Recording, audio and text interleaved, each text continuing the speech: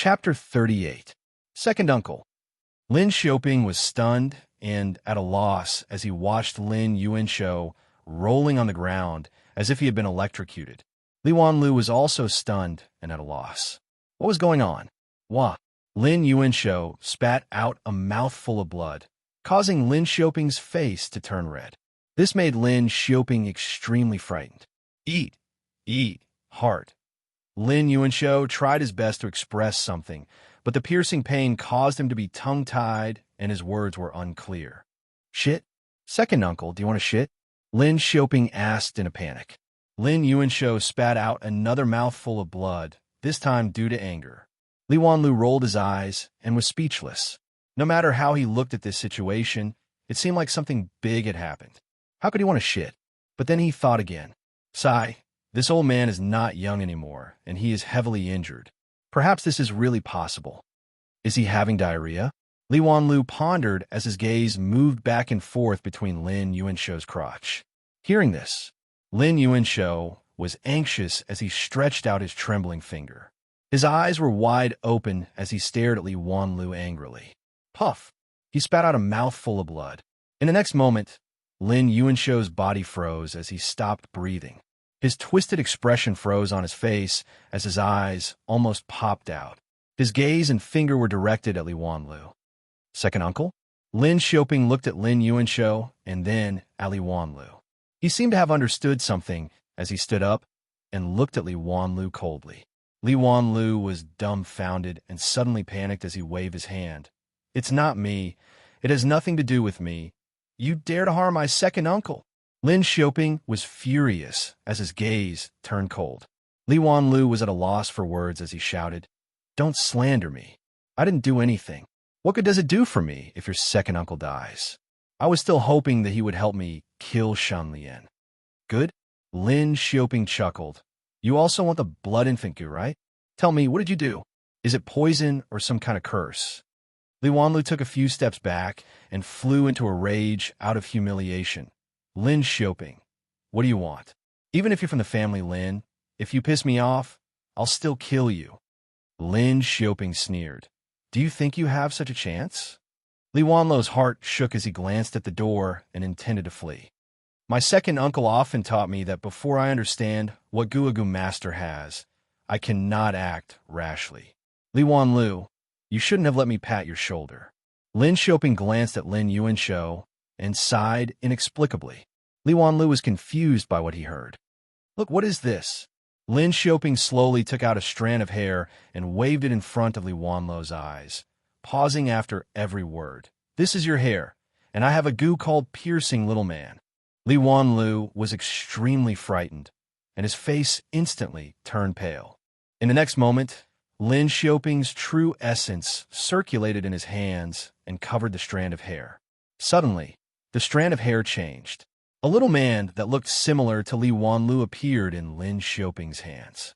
The little man was only the size of a palm and was grabbed by Lin Xiaoping's left hand. With a flip of his right hand, a silver needle appeared out of nowhere and pierced towards the little man's eyeball. Ah! Li Wanlu screamed in pain as he held his right eye. Blood flowed out from the gaps between his fingers. No, no.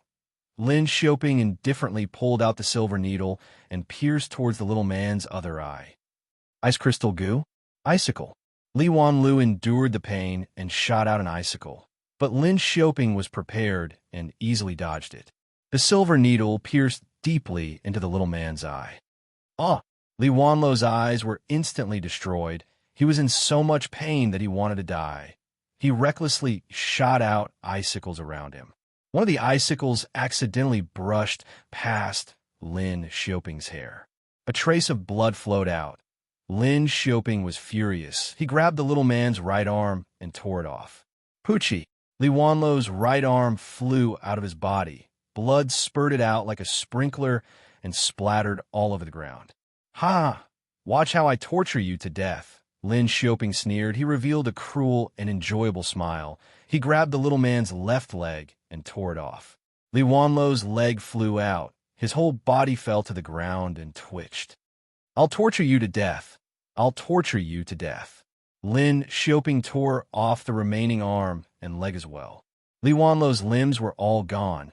He breathed his last in extreme pain. This guy had tortured countless budding young girls. Now that he was being tortured to death, he had probably never thought he would end up like this. Li Wanlu died. The little man also dissipated. Lin Xiaoping clapped his hands and let out a breath of turbid air. Right at this time, he suddenly heard footsteps. He turned around and was stunned. "Shun Lian, it's you."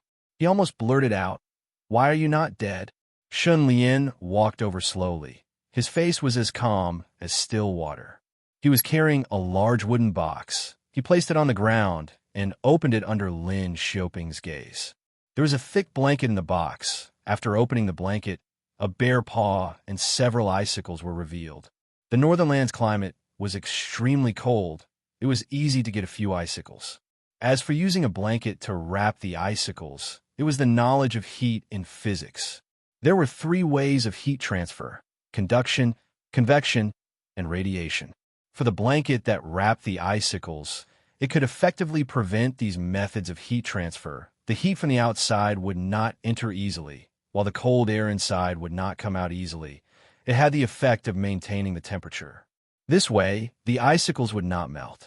Children born in the 80s should have seen this before. Ice cream sellers used a blanket to wrap their icicles.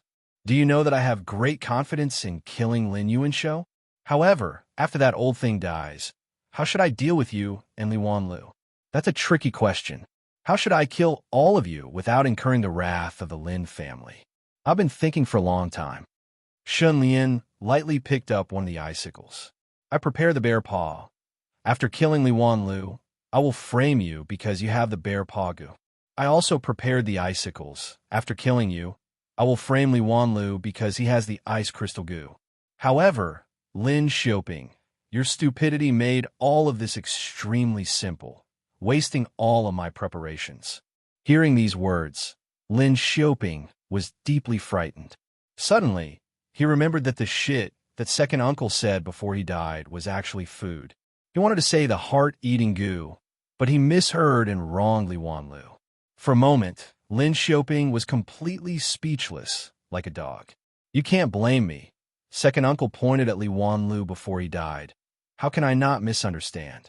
But who would have thought that second uncle would shoot himself in the foot? His own heart-eating goo was used by Shun Lian to kill him. Lin Xiaoping's breathing stagnated. He was afraid. You want to kill me? For Senior by Li Fei. For Shun family. For the citizens of Snow Ridge City. Lin Xiaoping, it won't be enough even if you die 1,000 times. Shun Lian raised the icicles and quickly closed in. Light surged on Lin Xiaoping's right hand. It quickly turned into a giant bear paw and swept towards Shun Lian. Shun Lian did not dodge. He ignored Lin Xiaoping's bear paw and only pointed the icicles forward. The icicles were like swords, graceful and elegant. Puff! The icicles pierced Lin Xiaoping's chest, piercing through his heart cleanly. With a loud bang, Lin Xiaoping's bear paw also landed on Shun Lian's body at the same time. However, Shun Lian was completely unharmed. Lin Xiaoping swayed. Only then did he see that Shun Lian's body was covered in a layer of iron jade light. He immediately showed an expression like he had seen a ghost. Iron jade goo. You refined the iron jade goo in less than a day. Lin Xiaoping's heart had already stopped beating, but the doubt on his face was getting thicker. Shun Lian felt a burst of joy. He did not even look at the fallen Lin Xiaoping. He turned around and left. The battle between Goo Masters was so mysterious. Shun Lian might not be able to take down Li Wanlu in a short period of time, but Lin Xiaoping could torture him to death. And Lin Xiaoping, who was still overbearing and arrogant a moment ago, was instantly killed by Shun Lian. The wonders of the Gu Dao were indescribable. Early the next morning, someone reported to the Yamen that a murder had occurred in a house in the southern part of the city. There were 4 dead people, 3 males and 1 female. Head Constable Chen Yuanguang led the constables to the scene. The district magistrate also came. He promised that he would investigate the case and punish the murderer. 3 days later, the district magistrate confirmed the identity of the deceased and sent an urgent letter to the magistrate. 7 to 8 days had passed since then. A few days later, A person called Lin Yuan Chong brought several retainers and walked into the yamen with the imperial court's decree. They are finally here. When the news reached the Shun residence, Shun Lian was the first to know. Soon after, Shun Wangquan, Wang Fugui's father, and others were also called over by the district magistrate. Lin Yuan Chong, however, was not in the mood to attend the banquet. She directly brought people to the Coffin Manor to inspect the corpses. Coffin Manor. 3 corpses and a mutilated corpse were placed together. 3 males and 1 female. The female seemed to have been tortured to death. Her face was swollen and there were many bruises on her body. Her lower body was horrible to look at. The district magistrate was trembling with fear. He did not dare to speak much. Instead, it was Chun Yuan Guang who spoke frankly and analyzed the case. We have already investigated among the 4 dead. 3 of them lived together, Lin Yuanshou, Lin Xiaoping, and a girl called Mo Er. The other person was the rampant rapist, Li Wanlu. We speculate that Li Wanlu infiltrated this house and was raping Miss Mo Er when he was discovered by Lin Yuanshou and Lin Xiaoping. They fought and died together. But the deceased died in such a miserable state, we cannot explain what kind of power caused this. Lin Yuan Chong acted as if she did not hear anything. She waved her hand and let the unrelated people leave. Several retainers began to inspect the corpses while discussing. Lin Yuanshou is uninjured, but his heart is missing. He should have died from heart-eating goo. The heart-eating goo ran away after eating his heart. Lin Xiaoping died from a piercing wound, but there was no weapon. From a frostbite on the wound, he died from an icicle-type weapon. Looking at Li Wanlu's miserable state, I am sure he was tortured to death by Lin Xiaoping's little man goo. Li Wanlu has ice crystal goo. I am guessing that at the moment of his death, he shot out an icicle and killed Lin Xiaoping. Lin Yuanchang's gaze was fixed. She did not speak. About an hour later, a retainer reported, "They have been dead for a long time. Their goo have all died in their apertures. Some cannot even be found. Only Li Wanlu's ice crystal goo is still alive. Sigh, what a pity. His joyous union goo is very precious." Only at this moment did Lin Yuan Chong reveal a smile. To be able to obtain ice crystal goo for free, this trip was not in vain. Let's go. A retainer asked, "What about the corpses? Let the officials bury them on the spot. They died without a complete corpse."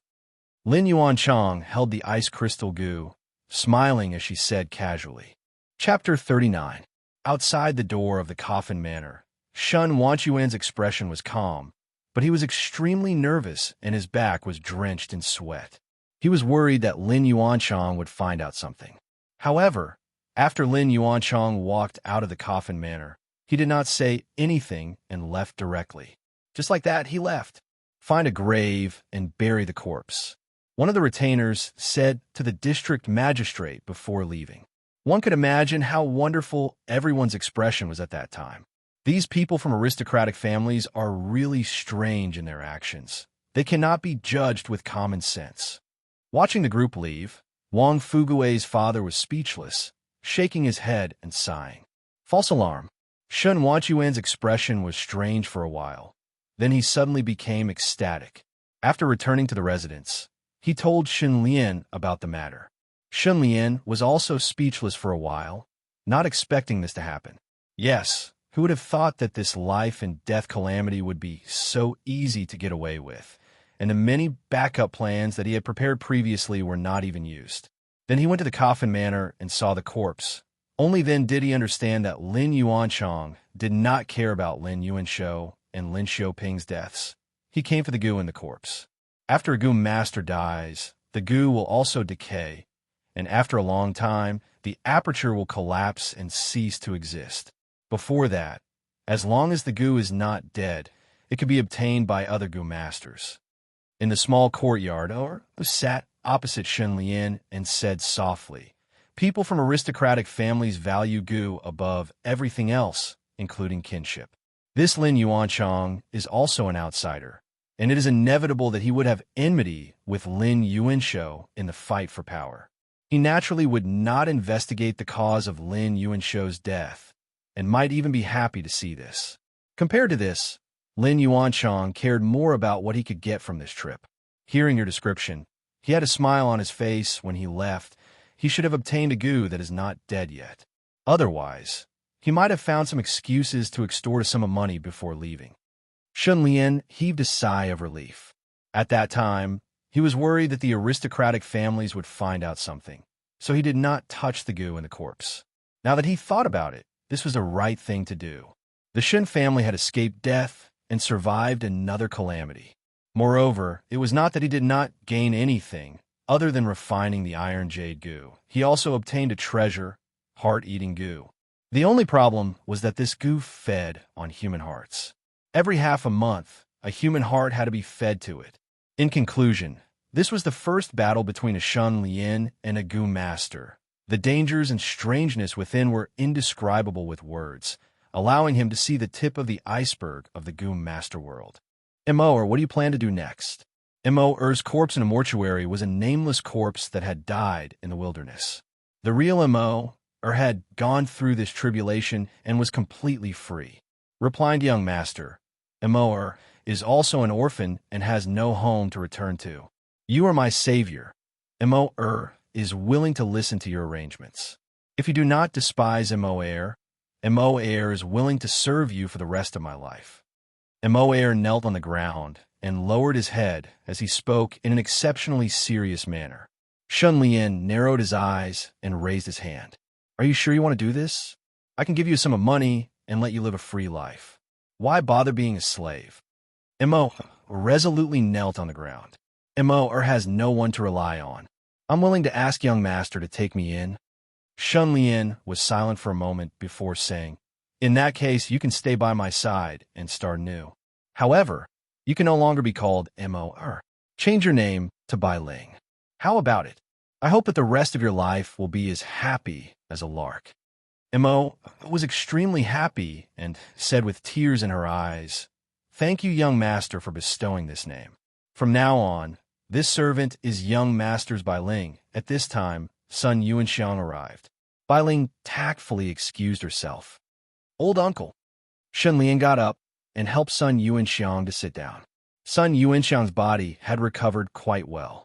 When he sat down, he glanced at Bai Ling, who had left, and sighed deeply. Young master, it is too dangerous to keep this woman. Shun Lian understood the meaning of these words. He was advising him to kill her to silence her. Bai Ling had been working under Lin Yuanshou for 3 years. Her thoughts were definitely not as simple as they appear to be. She had knelt down and begged Shun Lian to take her in. This was clearly a way to protect herself after careful consideration. In fact, if Bai Ling had shown the slightest intention of leaving, Shun Lian would have killed her immediately and put an end to everything. Shun Lian sighed and said, Old uncle, in a few days, I will leave for Ronghua City and officially enter the circle of Goo Masters. Bai Ling is experienced and knowledgeable. I need a talent like her by my side. It is good that young master understands. I was just reminding you. Sun Yuanxiang thought for a moment and stopped persuading him. The main reason was that he felt that young master was extremely intelligent and would not be unable to control a woman. Shun Lian nodded and looked at the birdcage hanging under the eaves. He said playfully, only the Bai Ling bird in the cage can sing about the blue sky and white clouds. I believe it can also sing about the faraway place. Kushan. The mountain was majestic and lofty. This mountain was located to the north of Ronghua City. Its back faced Wei River and was an important transportation route. It was blessed by the heavens. There was an ancient temple on the mountain called Kushan Temple. In the ancient temple, there were over 200 monks. From afar, one could hear the Buddhist chanting. It was majestic and made one's heart calm down. Good mountain, good water, good temple. Xiezhen traveled to this place and looked up at this Kushan. He only felt that the scenery was magnificent. Even though he had traveled around for many years and was knowledgeable, he was still conquered by the marvelous scenery of Kushan. Not long after, Xiezhen entered the ancient temple. He looked around and saw that every brick and tile in the temple was simple and heavy, showing the vicissitudes of time. The aura of thousands of years of accumulation was pressing against his face, making him feel reverence. I have traveled to this place. I wonder if I can stay here for a night. Xiezhen asked a monk with a gentle smile. The monk replied, Benefactor, our temple has a rule. Any mortal guest who comes here can have free food and lodging for 3 days. However, they must pay at least 5 taels of incense money to our Buddha. Xiezhen touched his pocket and could not help but sweat. He smiled bitterly. I'm embarrassed. I only have 2 taels. The monk thought for a moment and said, Wait here. I'll go ask the abbot. Xiezhen thanked him profusely. Not long after, the monk returned and said, The abbot said that there are more empty rooms in the temple. Benefactor can have food and lodging for 3 days. However, our temple only has simple tea and plain food. Benefactor, please be mentally prepared. Xiezhen did not care about these things. He quickly handed over the 2 taels of silver. Then, the monk led him into a room and told him about the rules of the temple, such as which places could be entered and which could not be entered. After the monk left, Xiezhen scanned the room and found many books on the bookshelves. He was delighted and took them to read carefully. This was the first time Xiezhen came into contact with Buddhist scriptures. He could not help but be deeply attracted by the concepts of delivering all living beings from the sea of suffering, persuading people to do good, karma, reincarnation, and other Buddhist concepts. It was as if he had been baptized, forgetting to eat and sleep. Unknowingly, 3 days passed in the blink of an eye. In the abbot's room, the snow-white, bearded Master Kongming sat cross-legged on a praying mat with his eyes closed. His hands were pinching Buddhist beads, and his lips were moving up and down. Right at this moment, with a creak, the door of the room was pushed open. Emma Master. The person who came was a ferocious-looking monk who seemed to be stuttering. Jun, what's the matter? Why are you so flustered? Master Kongming asked without opening his eyes. Juyuan took a long time before he could finish his sentence. The Buddha heart Gu has suddenly shone. What? Master Kongming's eyes widened and shot out a terrifying light. His expression changed, and his composure from earlier was gone. He crawled up hurriedly and rushed to the treasure chamber. Boom! The moment the door of the treasure chamber was pushed open, the entire room was filled with light. It was as though a true Buddha had descended, radiating with boundless brilliance and holiness. The light came from within a Buddhist shrine. Master Kongming pounced over and hugged the Buddhist shrine with a complicated expression. There was shock, fear, anger, and jealousy. The awakening of the Buddha heart Gu means that there is a bodhisattva in the vicinity. A Buddha is about to be born in Buddhism. Master Kongming's expression was uncertain, and the light in his eyes changed rapidly. He hugged the Buddhist shrine tightly and did not loosen his grip. After a while, he laughed bitterly. Why? Buddha heart Gu, I have painstakingly raised you for more than 50 years. I fed you with my blood every day and chanted Buddhist scriptures for you every day. I persevered and persevered, but you still refuse to acknowledge me as a bodhisattva. How am I not worthy of you? Why are you willing to shine for others, but not willing to look at me? Good, good, good. Master Kongming's expression was ferocious and twisted like an evil spirit. He revealed a crazed expression. Don't blame me for being unrighteous. I will kill every bodhisattva you choose until you are refined by me. You only belong to me. Master Kongming suddenly turned his head. Jun, who came near the treasure chamber today? Juyuan thought for a while and said fiercely, Fanung. He was on duty today and came in to clean. Fanung, that little monk who came here a month ago? Yes, his comprehension is not bad, and he has a deep affinity with Buddhism. What a pity. Master Kongming sighed indifferently and gave a signal with his eyes. Juyuan understood and nodded. He turned around and walked out of the Buddhist scripture chamber with a murderous expression. As soon as he walked out, he felt a lump in his throat. He actually bumped into a monk who was sweeping the floor. Juyuan was shocked. He rubbed his sore nose and looked carefully. It turned out to be Mute Monk. This person had been poisoned many years ago and was homeless. He was taken in by the abbot and was responsible for carrying water and sweeping the floor. Mute Monk lowered his head and swept the floor as if the world had nothing to do with him. Julian didn't know if Mute Monk had heard his conversation with his master. But then he thought about it. Even if Mute Monk heard it, so what? Who could he tell?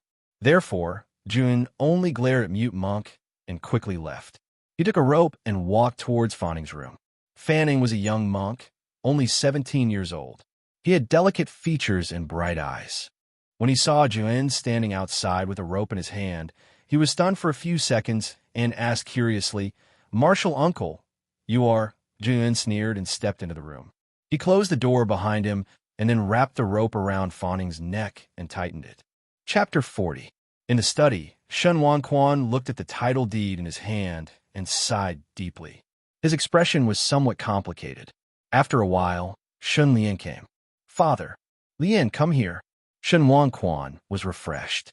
He smiled and handed over the title deed. He said slowly, "The arrangements in Ronghua City have been made. This is a house bought in your name. There are all kinds of furniture. When you arrive in Ronghua City, you can move in directly. Sai, Ronghua City is much more prosperous than Snow Ridge City. The real estate is expensive. This is just a small house. It can't be compared with our mansion. When you arrive there, I'm afraid that you will suffer a lot. You must be mentally prepared." "I know." Shun Lian took the title deed and nodded slowly. Then he put away. "Father, don't worry. I will take good care of myself. Well, before you leave, spend more time with your second mother. When she heard that you were leaving, she didn't sleep well for a few days. She lost a lot of weight. Sai, I am unfilial. I remember that you once wrote a poem, Fierce Ambition to Travel the World. Qian Jin thinks far and wide. A real man should aspire to travel the world. You have grown up. It is time for you to go out and explore." While the father and son were talking, Steward Fan, Li, and Suilon came in. The day before yesterday, family officially accepted Suilon as his disciple and appointed her as a successor. This matter caused a lot of waves in the Shun Mansion. In fact, family had accepted several disciples before and trained them carefully. He was going to choose one of them to take over his position when he retired. However, that day, Shun Lian casually said, "Suilon, you should learn more from Steward Fan about how to manage the accounts." From that moment on, family knew that Shun Lian intended to let Suilon take over his position. Therefore, he arranged several disciples to work in the shops outside the mansion. He accepted Suilon as his last disciple and taught her wholeheartedly. It was not hard to imagine how depressed Fan, Li's disciples, were. When other people heard that Shun Lian wanted to promote a woman to be a steward, they felt that it was interesting. Naturally, there was an interesting topic to talk about after dinner. Suilon, on the other hand, cried loudly. Because the Shun Lian asked her to stay in the mansion and learn from family, she couldn't go to Ronghua City with the Shun Lian. She cried and said that she didn't want to be a housekeeper. She didn't want anything. She just wanted to serve her master. Shun Lian spent a lot of effort to convince her. He even gained 4 points of confusion. It was obvious that Cui Lan really wanted to be by his side. This also proved that Shun Lian was right. Cui Lan would be a loyal and reliable housekeeper in the future. Master, eldest young master's travel expenses have been prepared. Family held a brocade box with both hands and handed it over. This old servant has gathered the spare money in the storehouse and took out 600,000 taels. Shun Wanquan nodded and said, "Lian heir still is 5 million. With this 600,000, we should be able to handle the situation in Ronghua City for a while." That's enough. Shun Lian felt warmth in his heart. He had never intended to take money from his family. After that, Shun Lian went to visit his second mother. Then, he accompanied Shun Xiaoshu to go shopping and bid farewell to some friends. They arrived at the Wang family. "Brother Lian, you're leaving?" Wang Fugue was shocked. His eyebrows instantly twisted into a knot. He sighed as if he had something on his mind. Shun Lian nodded and said, "I'm going to Ronghua City." "Why? Do you want to go too?" Wang Fugue sighed. "Actually, I also want to leave Snow Ridge City, but I haven't made up my mind. I've been hesitating for a while." In fact, the real reason why Wang Fugue wanted to leave Snow Ridge City was Lin Xiaoping. During the period of monitoring this guy, Wang Fugue witnessed what Lin Xiaoping did with his own eyes. Only then did he realize how lowly a young master like him was in front of the aristocratic families. They could kill him with one finger and would not have to take any responsibility afterwards. This kind of monitoring gave him a deeper and more terrifying feeling than the fear of the 3-day massacre by the demons. Therefore, Wang Fugue wanted to develop in a bigger city. As the saying goes, big but not fall. As long as the city was big enough and the population was large enough, the demons would naturally be less troublesome and the aristocratic families would not kill at will. As soon as Wang Fugue said these thoughts, Shun Lian vaguely understood the influence of the last time he was persuaded to monitor Lin Xiaoping. Have you thought about where you want to go? Shun Lian pondered for a moment and asked. Wang Fugue nodded.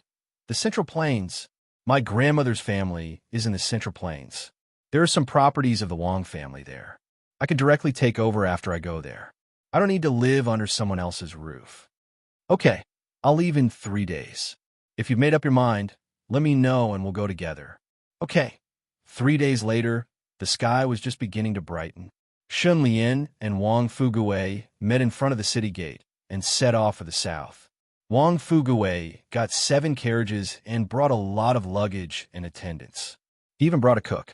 This guy was afraid that he would not be used to the food in the Central Plains. There were only 2 carriages on Shun Lian's side. One carriage was for passengers while the other carriage was for luggage. It was considered a light journey, and only Bailing was following him. Along the way, with Wang Fugue taking care of him, he did not have to worry about food and drink. About 10 days later, the group of carriages slowly reached Deer Mountain. Suddenly, it was as if a spring breeze had arrived at night. The sky was filled with lush greenery, lush with light. Numerous flowers were in full bloom, colorful and brilliant, extremely beautiful. In particular, the spring in this world was very short, only about a month or so. In this season, the plants grew crazily as if they were full of energy. Countless flowers bloomed and withered and bloomed again. The ground and trees were full of the feeling of spring. The scenery of Deer Mountain was very beautiful. There were no villages or shops on this road. There were very few people. Looking around, it was a primitive and pure natural scenery. Hibiscus from clear water, carved by nature. This kind of beautiful scenery that was not embellished by anyone, and the original flavor made people feel relaxed and happy at a glance. Wang Fugue looked excited and said, Brother Lian, after Deer Mountain, we'll reach Ronghua City in 2 or 3 days. You and I will have to part. I don't know when we'll meet again. Why don't we take this opportunity to visit Deer Mountain and live up to the beautiful scenery? Shun Lian looked around and was in a good mood. He smiled and said, Happy New Year! Live up to the beauty of youth. The 2 of them parked the carriages at the foot of the mountain and slowly climbed the mountain. When they were halfway up the mountain, they suddenly saw a cloud of mist shrouding the road ahead. Countless bees and butterflies were flying around. Not far away, beside a gurgling stream, there was a big, smooth rock. A woman in white was combing her hair with her back facing the 2 of them. Her movements were beautiful and quiet. Wang Fugue looked at the woman's back and his eyes were fixed. He pulled Shun Lian's sleeve and said, Brother Lian, look, there's a beauty. Shun Lian also saw the woman combing her hair. His eyes suddenly flashed and he casually asked, How do you know she's a beauty? Wang Fugue smiled proudly. You don't know. I have 3 special skills: smell a beauty, feel a beauty, and you know a beauty by looking at her back, right? Shun Lian rolled his eyes and did not know whether to laugh or cry. Wang Fugue laughed for a while. Let's go and have a look. Shun Lian thought for a while and nodded. The 2 of them walked forward with light footsteps and stopped 3 meters away from the big rock. The fragrance of flowers. It was not until then that Shun Lian noticed that the woman's white clothes were made of intertwined snow-white petals. It was incredible that it could dance with the wind. The strong fragrance of flowers also came from her. Wang Fugue did not seem to notice this. He tidied his clothes and coughed. He smiled and said, Greetings to this beautiful lady. The woman in white was still combing her hair as if she did not hear anything. Wang Fugue was stunned. He took 3 steps forward and shouted again in a louder voice. A few birds were frightened and flew away. They chirped as if they were laughing at him. The woman in white was indifferent. The scene was very awkward. Is she deaf? Wang Fuguei was speechless, and his face was full of suspicion. Suddenly, he saw Shun Lian laughing at the side. He could not help but feel embarrassed. What are you laughing at? Why don't you do it? Shun Lian pretended to play along and tidied up his clothes. He coughed lightly and mimicked Wang Fuguei's tone. He cupped his hands and smiled. Nice to meet you, beautiful lady. Suddenly, the white-clothed woman stopped combing her hair and slowly turned her body. Although only half of her face was exposed, her long hair was covered, and the surrounding light was also faintly hazy, but she still gave people a kind of breathtaking beauty. For some reason, Shun Lian felt like he was seeing an illusion. The surrounding flowers were all blooming at a speed visible to the naked eye. The woman in white stared at Shun Lian for a while. Then she reached out and picked up a shell from the big rock and placed it among the flowers. A gust of wind blew. All the flowers immediately fell to the place where the shell was. The crystal-clear dew between the petals rolled and dripped into the shell, accumulating a lot of dew in a moment. The woman in white held up the shell and presented it to Shun Lian as if inviting him to drink. You are inviting me to drink dew? Shun Lian felt more and more surprised. He took the shell and looked at it.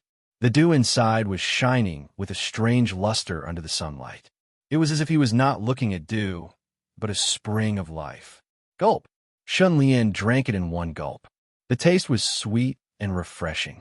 After drinking it, his body felt indescribably comfortable. He felt for a while, and his eyes shone brightly, as if he had discovered something incredible. The refreshing feeling of the dew spread in his body and actually seeped into the apertures of the Grandmaster Gu and the Iron Jade Gu, causing a strange change. The green-copper primeval essence in the two apertures showed signs of growth under the refreshing feeling. One had to know that the green-copper primeval essence only occupied 70% of the space in these two apertures. Shun Lian could not change this result no matter how hard he tried.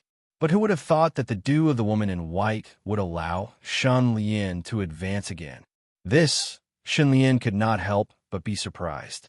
He raised his head and looked at the woman in white. Just as he was about to ask something, the woman in white smiled and suddenly turned into countless petals and scattered with the wind. The big rock was empty and the ground was covered with flowers. The wind was warm and the birds and beasts were chirping. Brother Lian, why is the beauty? Chapter 41. Hearing the fat man's question, Shun Lian's face was full of questions, as if he did not know how to answer them. At this time, Wang Fuguei looked left and right, rubbed his nose, and suddenly turned to Shun Lian. He rushed over and smelled Shun Lian. Damn, what are you doing? Shun Lian pushed the fat man away. Wang Fuguei was slightly infatuated and said in surprise, Brother Lian, your body smells so good. It smells like flowers. It smells so good.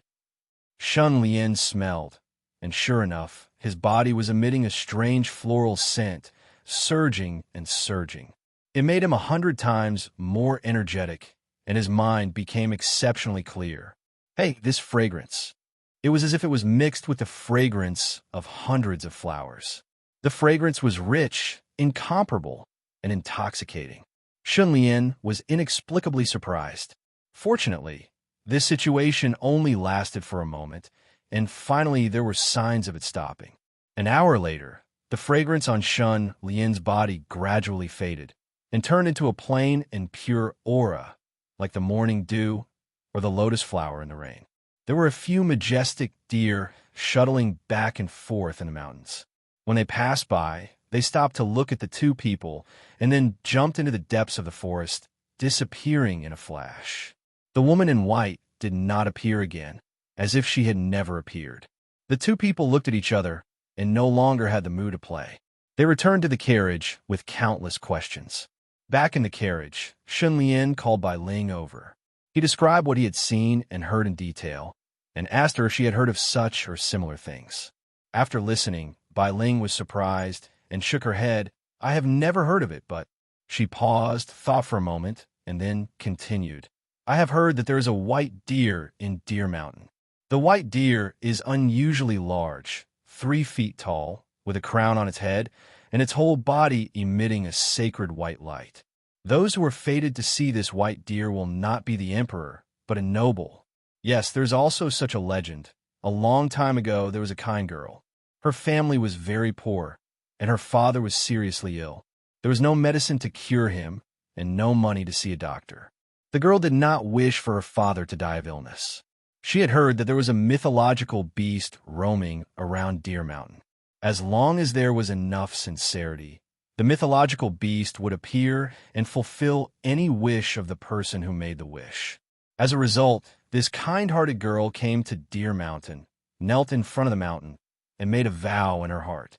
After kneeling for 7 days and 7 nights, she finally couldn't hold on any longer and fainted. When she woke up, she was lying on the back of a white deer. The white deer spoke in human language and asked her if she really wanted to save her father. The girl nodded and said, yes. Bailu asked again, how much are you willing to pay to save your father? The girl said at all costs. Thus, the white deer gave the girl a seed and told her that she had to use her own body as a field and use her flesh and blood to nourish the seed. When the seed grew and bloomed, her father would be saved. The girl did as she was told. She used a knife to cut open her belly and planted the seed inside. In the end, the seed really took root and sprouted in the girl's body. It grew stronger day by day, while the girl became weaker and weaker. 49 days later, the girl unfortunately passed away. The villagers who sympathized with the girl buried her at Deer Mountain. No one would have thought that after one night, the girl's grave would be filled with countless flowers, condensing into drops of dew that were like sparkling gems. There were villagers who collected the dew. After drinking it, they recovered from all kinds of illnesses. It was very miraculous. The girl's father also got better day by day after drinking the dew. Shun Lian, hearing this, finally understood why Bai Ling wanted to tell this story. There was a mention of dew, a very miraculous dew.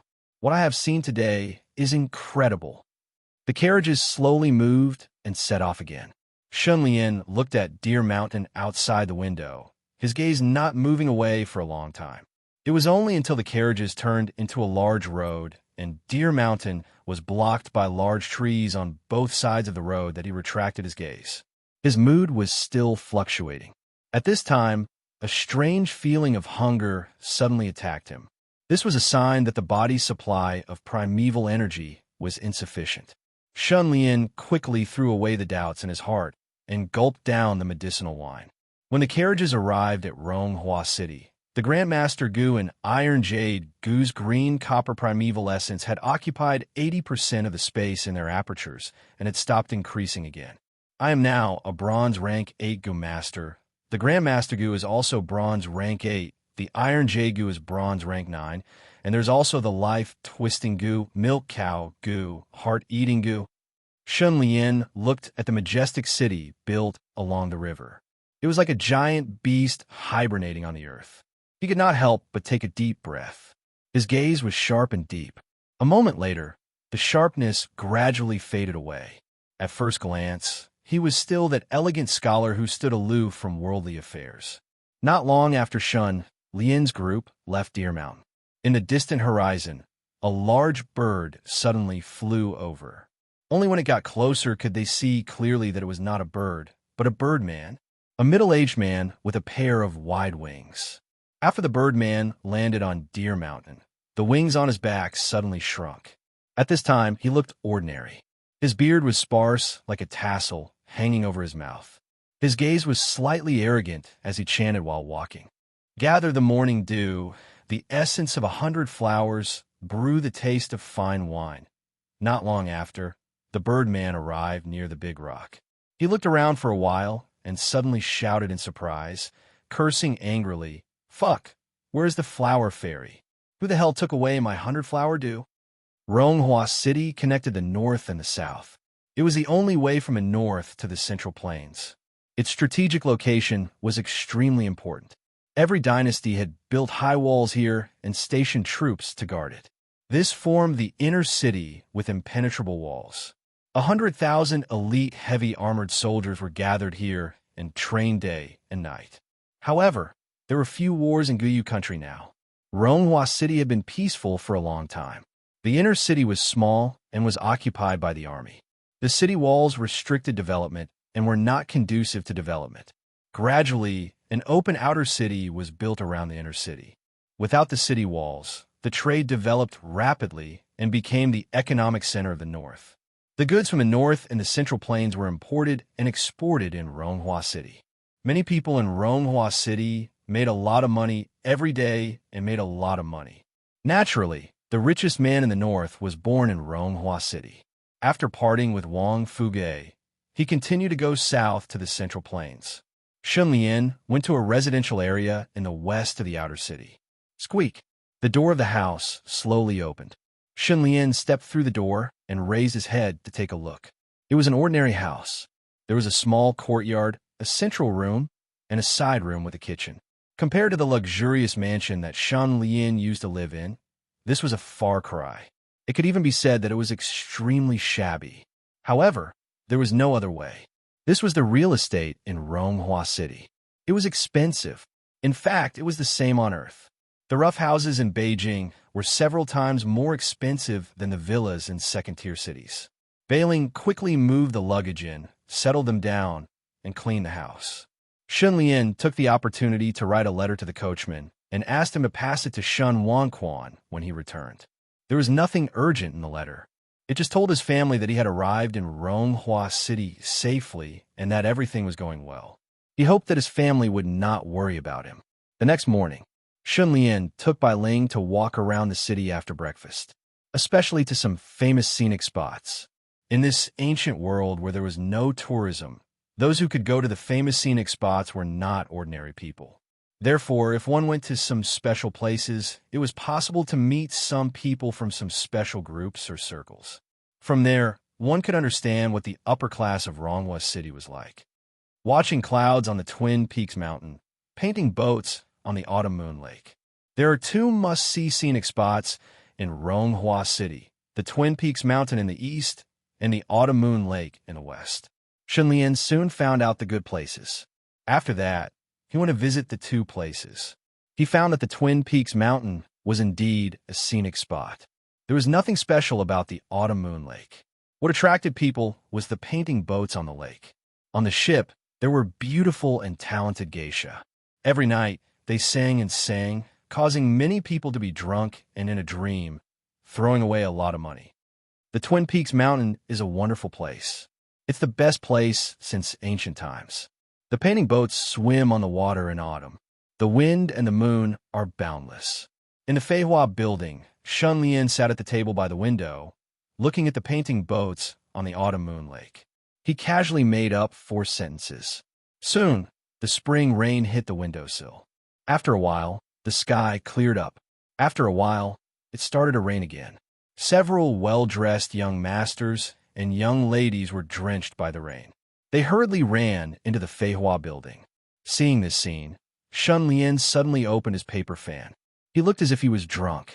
He laughed loudly and said, "The weather is sunny and rainy. The building is next to the temple, and the temple is next to the mountain." Bai Ling was pouring wine on the side. She smiled and said, "Young master, you're in a good mood." Those young masters and young ladies turned their heads at the same time and looked at Shun Lian. Their eyes were different, but they were full of interest. One of them winked at the others and walked over. He cupped his hands and said with a smile, "Brother, you are a talented poet. Would you like to invite us to drink together?" "I'm Shun Lian. Friends, please sit down." Shun Lian immediately cupped his hands and smiled. They reported their names and sat down. Bai Ling obediently poured wine for them one by one. "My dear friends, I shall drink first to show my respect." Shun Lian smiled as he raised his wine cup and drank it all in one gulp. "Cheers!" The other party also drank happily. After 3 rounds of wine and 5 dishes, Shun Lian quickly became familiar with them. He learned that these people were all locals of Ronghua City. Their families were rich. Among them, the one with the highest status was the beautiful woman sitting opposite him. This beautiful woman was called Huang Meifei. She had all the temperament that a young lady should have. Her body was graceful, charming, and elegant. The young masters present all looked at her with some passion. Xun Lian asked around and found that these people had only heard about monsters. They had never seen or encountered monsters with their own eyes. Some people even doubted the existence of monsters. This made Xun Lian a little disappointed. These people were obviously not in the circle he wanted to enter. At this time, the woman sitting next to Huang Meifei suddenly said, "In Yunhan, I heard that you recently got a good treasure. Show it to everyone." And Yunhan was an introverted and shy young man. There were a few red pimples on his face. When he heard this, he raised his head and saw that everyone was looking at him. He immediately held his breath nervously. His face instantly turned red to his neck. However, when he saw that Huang Meifei was also looking at him curiously, he suddenly had great courage. He raised his hand. The next scene, the wine glass in front of an Yunhan floated up and flew into the air. It hovered above everyone's head and slowly fell down under everyone's gaze. There was a sound of exclamation in the world. "Is this a magic trick?" Huang Meifei asked in surprise. Chapter 42. Gugu Master? Huang Meifei's eyes were wide open, twinkling. Everyone was also curious, their faces full of expectation. Xun Lian was slightly moved, his eyes flashing with surprise and joy. Seeing this, and Yun Han's heart surged, his eyebrows raised, and he hurriedly explained, "Gu is the essence of heaven and earth. It has a magical power, and Gu Master is the person who refines and controls the Gu. The person who controls the Gu controls everything about the Gu, including the magical power of the Gu. Well, simply put, it is like training a horse. No matter how fierce the horse is, as long as you tame it, the horse will be yours to ride for life." Huang Meifei gave an "oh," her eyes shooting out a "you are very powerful" light, which made an Yun Han beaming with joy. Seeing this, the other people's thoughts became lively, their eyes burning with envy, jealousy, and hatred. Without needing Xun Lian's deliberate guidance, the topic was changed to where the psychokinesis Gu came from. And Yun Han was proud, his whole body was floating, and he sighed, "Sai, you have been in Ronghua City for so long, but you don't know the biggest secret of Ronghua City. How did Wan Sanni become the richest man in the north, and what method did he rely on? Aya, don't keep us in suspense. I'm dying of anxiety. Hurry up and say it." And Yun Han had obviously stirred everyone up. And Yun Han still wanted to put on airs, but he couldn't stand the urging of everyone. So he quickly said, "Ronghua City is an important place connecting the north and the south, and also the hub for the exchange of goods between the north and the Central Plains. What is the most profitable thing to buy and sell? It is Gu. There is no doubt about this. Take my psychokinesis Gu, for example. It cost me 85,000 taels to buy it. And this is only a low-grade, white-level Gu. Think about it. How big is this business? And how profitable it is? You don't know, the craziest place in Ronghua City is not the painting boat in Autumn Moon Lake, but the Gu Garden run by Wan Sanni. A place to raise, evolve by, and sell Gu. Gu Garden is the largest Gu market in the north, where thousands of Gu gather. In the northern lands, aristocratic families, sects, and other influential forces, as well as independent businesses, and even those in the Central Plains would come to the Gu Garden to conduct transactions. It wasn't over yet. Where there are Gu, there are Gu masters. Where there are Gu masters, there are Jiang Hu. There is also a Gu battle convention in the Gu Garden. It is extremely lively. Gu masters fight and kill each other in the arena. All kinds of strange Gu emerge one after another, dazzling the eyes. Even if it is the same type of Gu in the hands of different Gu masters, there are countless variations in their usage. It is truly amazing. The more he spoke, the more excited he became. The listeners were tempted. Seeing once was better than hearing 100 times. No matter how well he said it, it was better to go and broaden their horizons. And Yun Han, however, had a difficult expression as he stammered, "It's not that I can't bring you there, but the Gu Garden has a rule. Those who enter the Gu Garden must prove that they have sufficient wealth. The bottom line is 50,000 taels. That is to say, those who did not have 50,000 taels were not qualified to enter the Gu Garden. As soon as these words were spoken, the two men and one woman at the same table looked at each other. The corners of their mouths twitched slightly, and their faces faintly turned somewhat ugly. The fiery atmosphere instantly cooled down, and the scene became extremely awkward. At this time, Shun Lian gently closed his paper fan and asked with a smile, "Brother Yin Han, is it that as long as you have 50,000 taels, you can enter the Goo Garden? Is there a compulsory spending rule?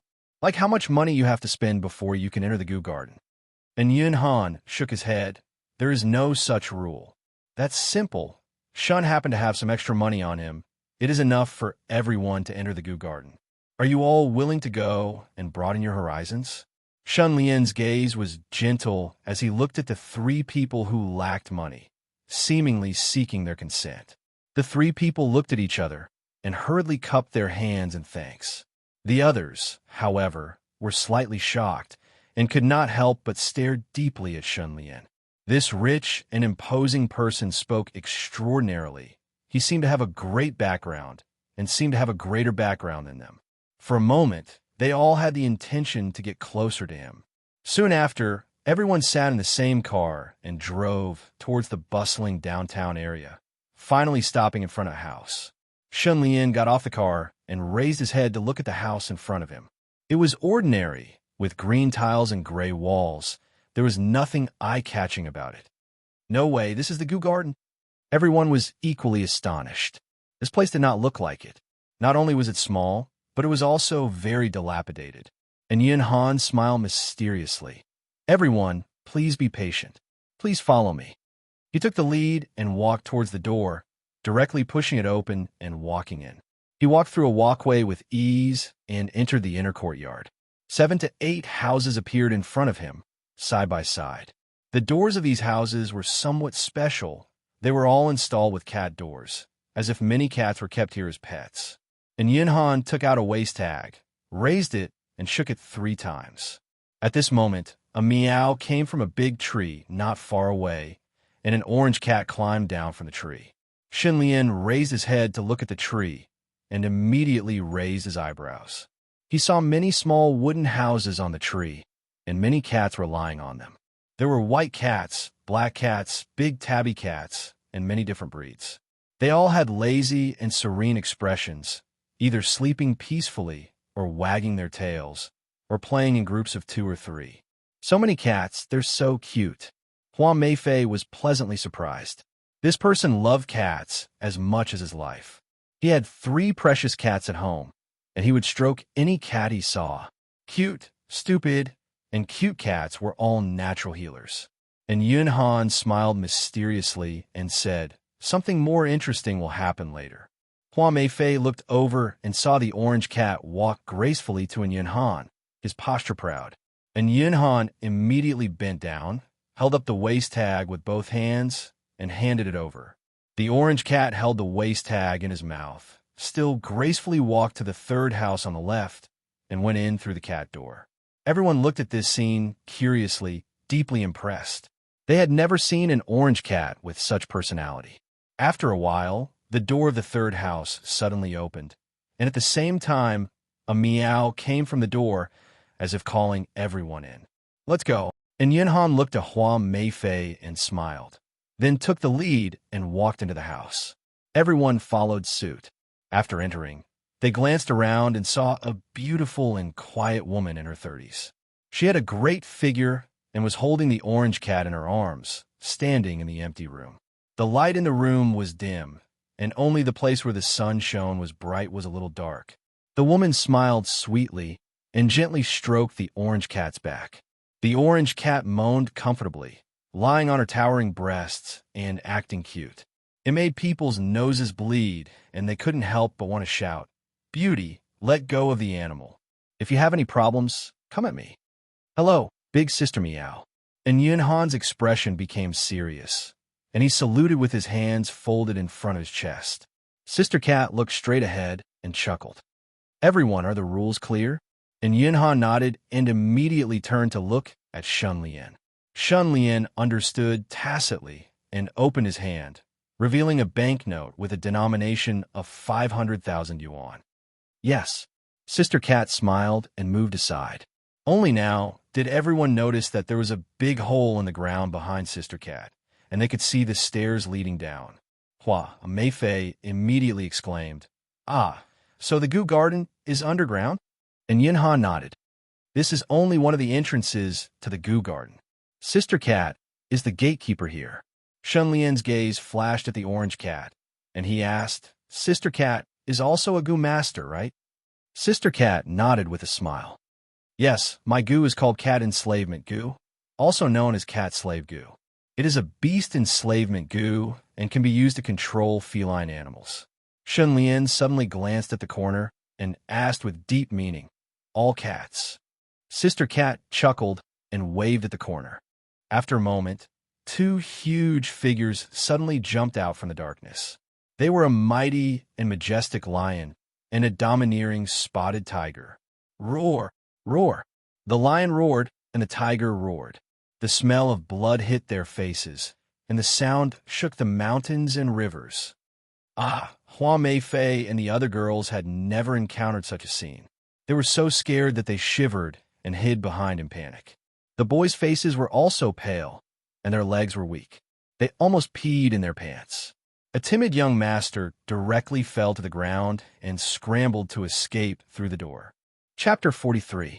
Everyone don't panic. Don't panic. And Yunhan was startled. He was not frightened by the lions and tigers, but by the sudden chaos. It was a complete mess. "Everyone listen to me. The lions and tigers are under Sister Meow's control. They won't hurt anyone." And Yunhan was speechless.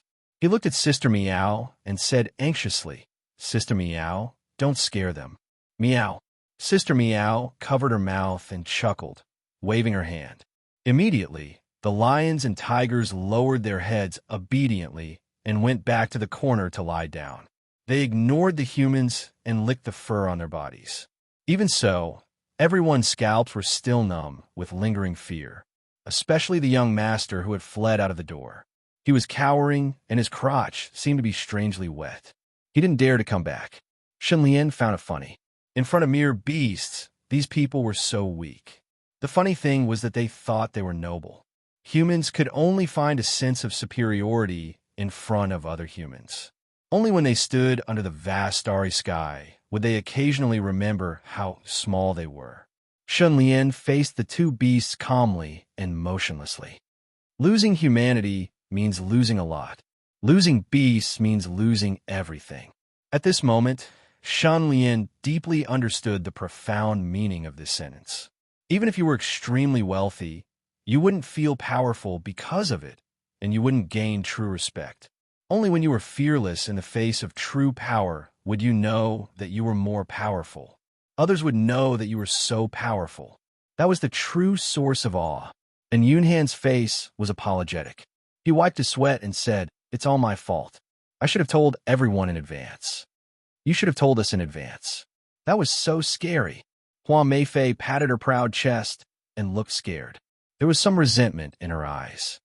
"Yes, yes, yes." And Yunhan was very embarrassed. He sighed in despair. At this time, Hua Meifei suddenly turned to Shunlian.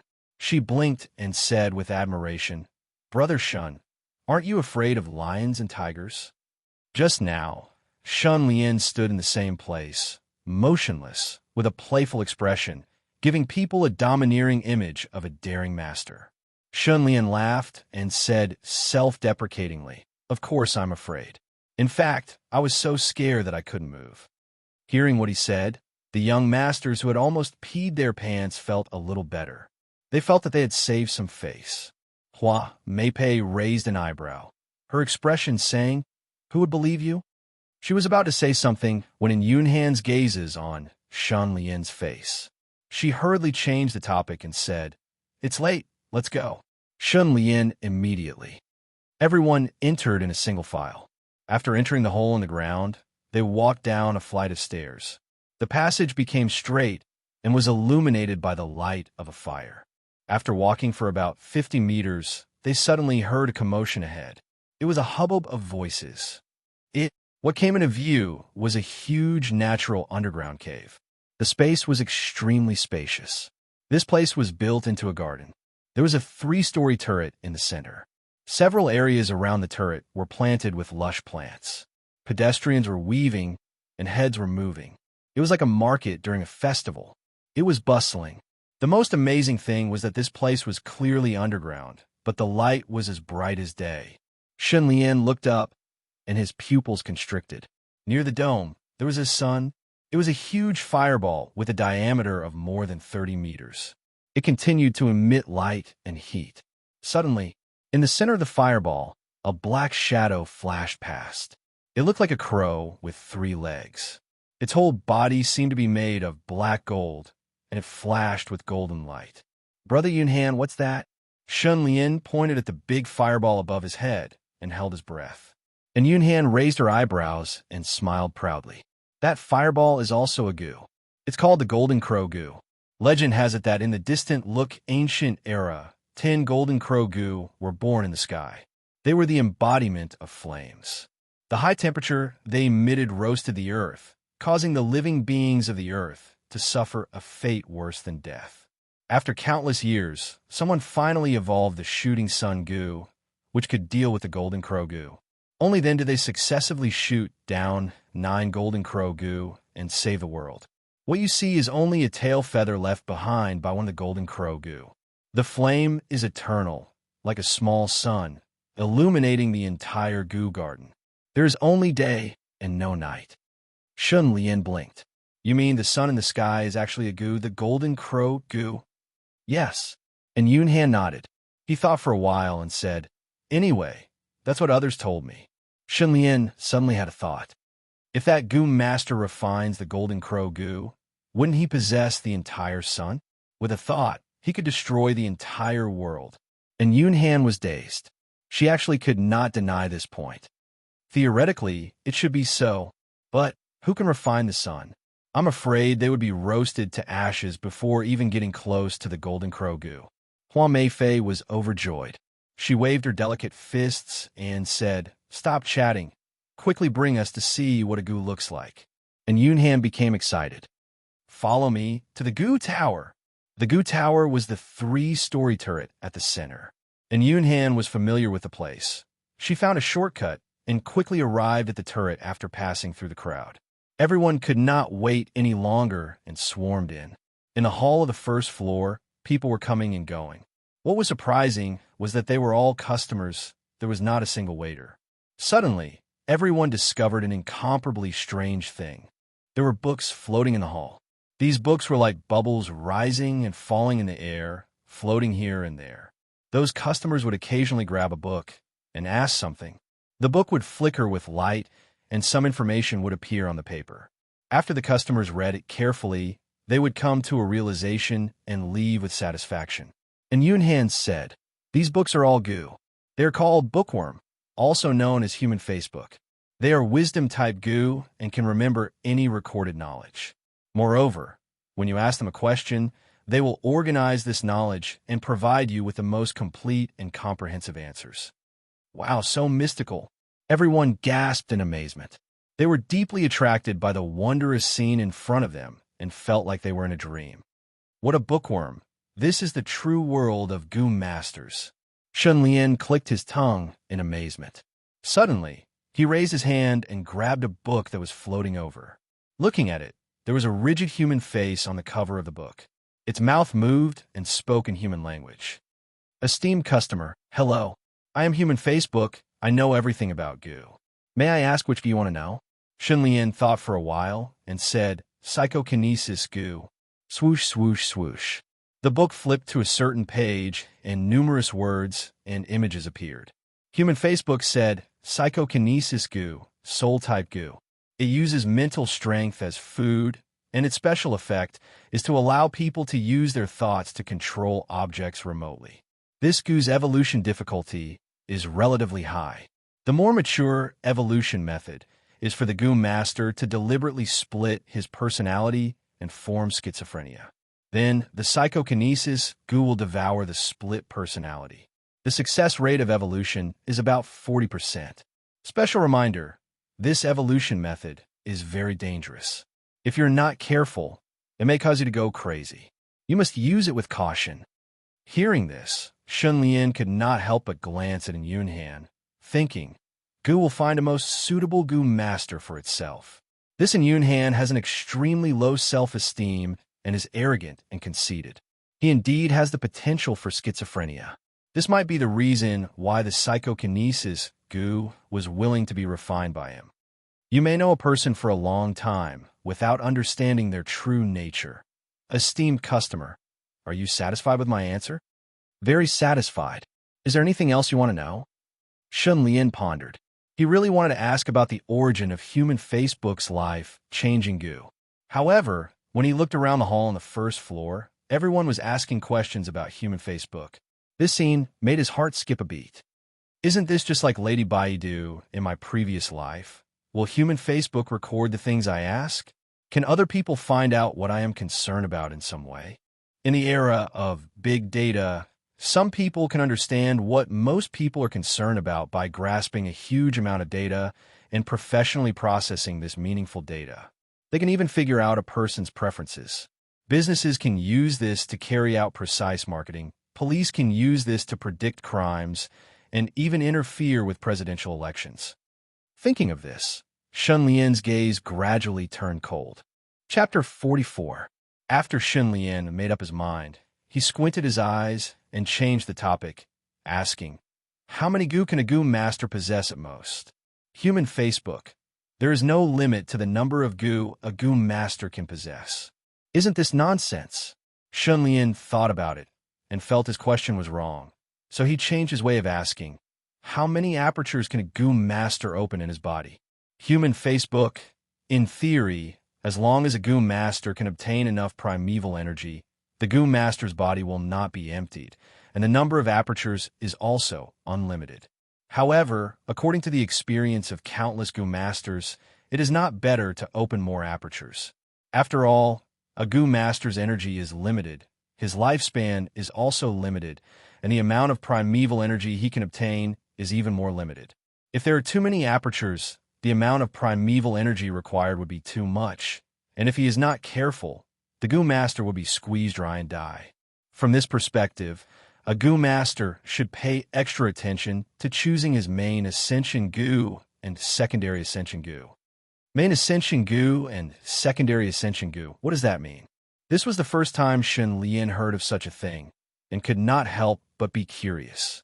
After a Gu master chooses a Gu, he will put most of his energy and wealth into evolving this Gu. And this Gu is also the Gu master's main strength and determines the Gu master's rank. A Gu at this rank is the Gu master's main ascension Gu. The Gu that partners with the main ascension Gu are secondary ascension Gu and are usually lodging type, living in the aperture opened by the main ascension Gu, such as support type Gu and strengthening type Gu. Secondary ascension Gu's existence is to complement the main ascension Gu, allowing the Gu master to better display the main ascension Gu's strength. Just like what was mentioned earlier, a Gu master's energy, wealth, and primeval energy are limited, and it is impossible to have an unlimited number of main ascension Gu. According to incomplete statistics, a Gu master usually has less than 10 main ascension Gu, and most Gu masters only have 2 to 5 main ascension Gu. So it was like this, Shunlian immediately realized after hearing this. He had already figured out many things himself, and after verifying them, they were indeed correct. According to the definition of main ascension Gu and secondary ascension Gu, his Grandmaster Gu and Iron Jade Gu should be main ascension Gu, while Milk Cow Gu was undoubtedly secondary ascension Gu, while life-playing Gu and heart-eating Gu were different. I learned something new. Shunlian laughed and immediately asked seriously, is there a situation where a Gu master's main Gu advancement Gu is bronze rank 8, but the Gu master can only reach bronze rank 7 with sufficient primeval energy? Human Facebook? Yes. This kind of situation was actually very common. It was called insufficient talent. Gu could evolve infinitely, but a Gu master's talent was limited.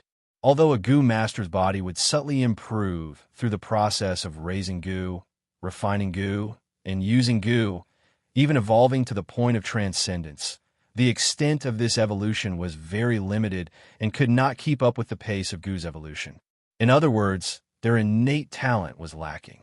In such a situation, Gu masters have to find other ways to improve their talent and advance further. Shunlian was shocked. So, the problem lies with me. The miraculous dew that I drank at Deer Mountain has the miraculous effect of increasing one's talent. With his doubts cleared, Shunlian took a deep breath and asked, "Is there any way to improve a Gu master's talent?" Swoosh, swoosh, swoosh. Human Facebook's pages quickly flipped. Shunlian took a look. The pages were filled with pictures and text, introducing several strange innate Gu. Human Facebook. A Gu master's talent naturally relies on Gu to resolve it. For example, these innate Gu below can effectively raise a Gu master's talent. Let me introduce them to you one by one.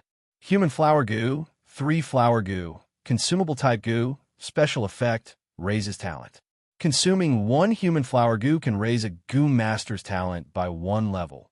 Earth flower Gu, 3 flower Gu, consumable type Gu, special effect, raises talent. Consuming 1 earth flower Gu can raise a Gu master's talent by 3 levels. Sky flower Gu, 3 flower Gu, consumable type Gu, special effect, raises talent.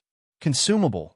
Other than that, there are 5 Chi origin Gu, green cloud soaring Gu, born as a king Gu, Buddhist relic Gu, nature flower fairy, and so on. Shunlian looked at these Gu one by one, and his gaze suddenly stopped at flower fairy.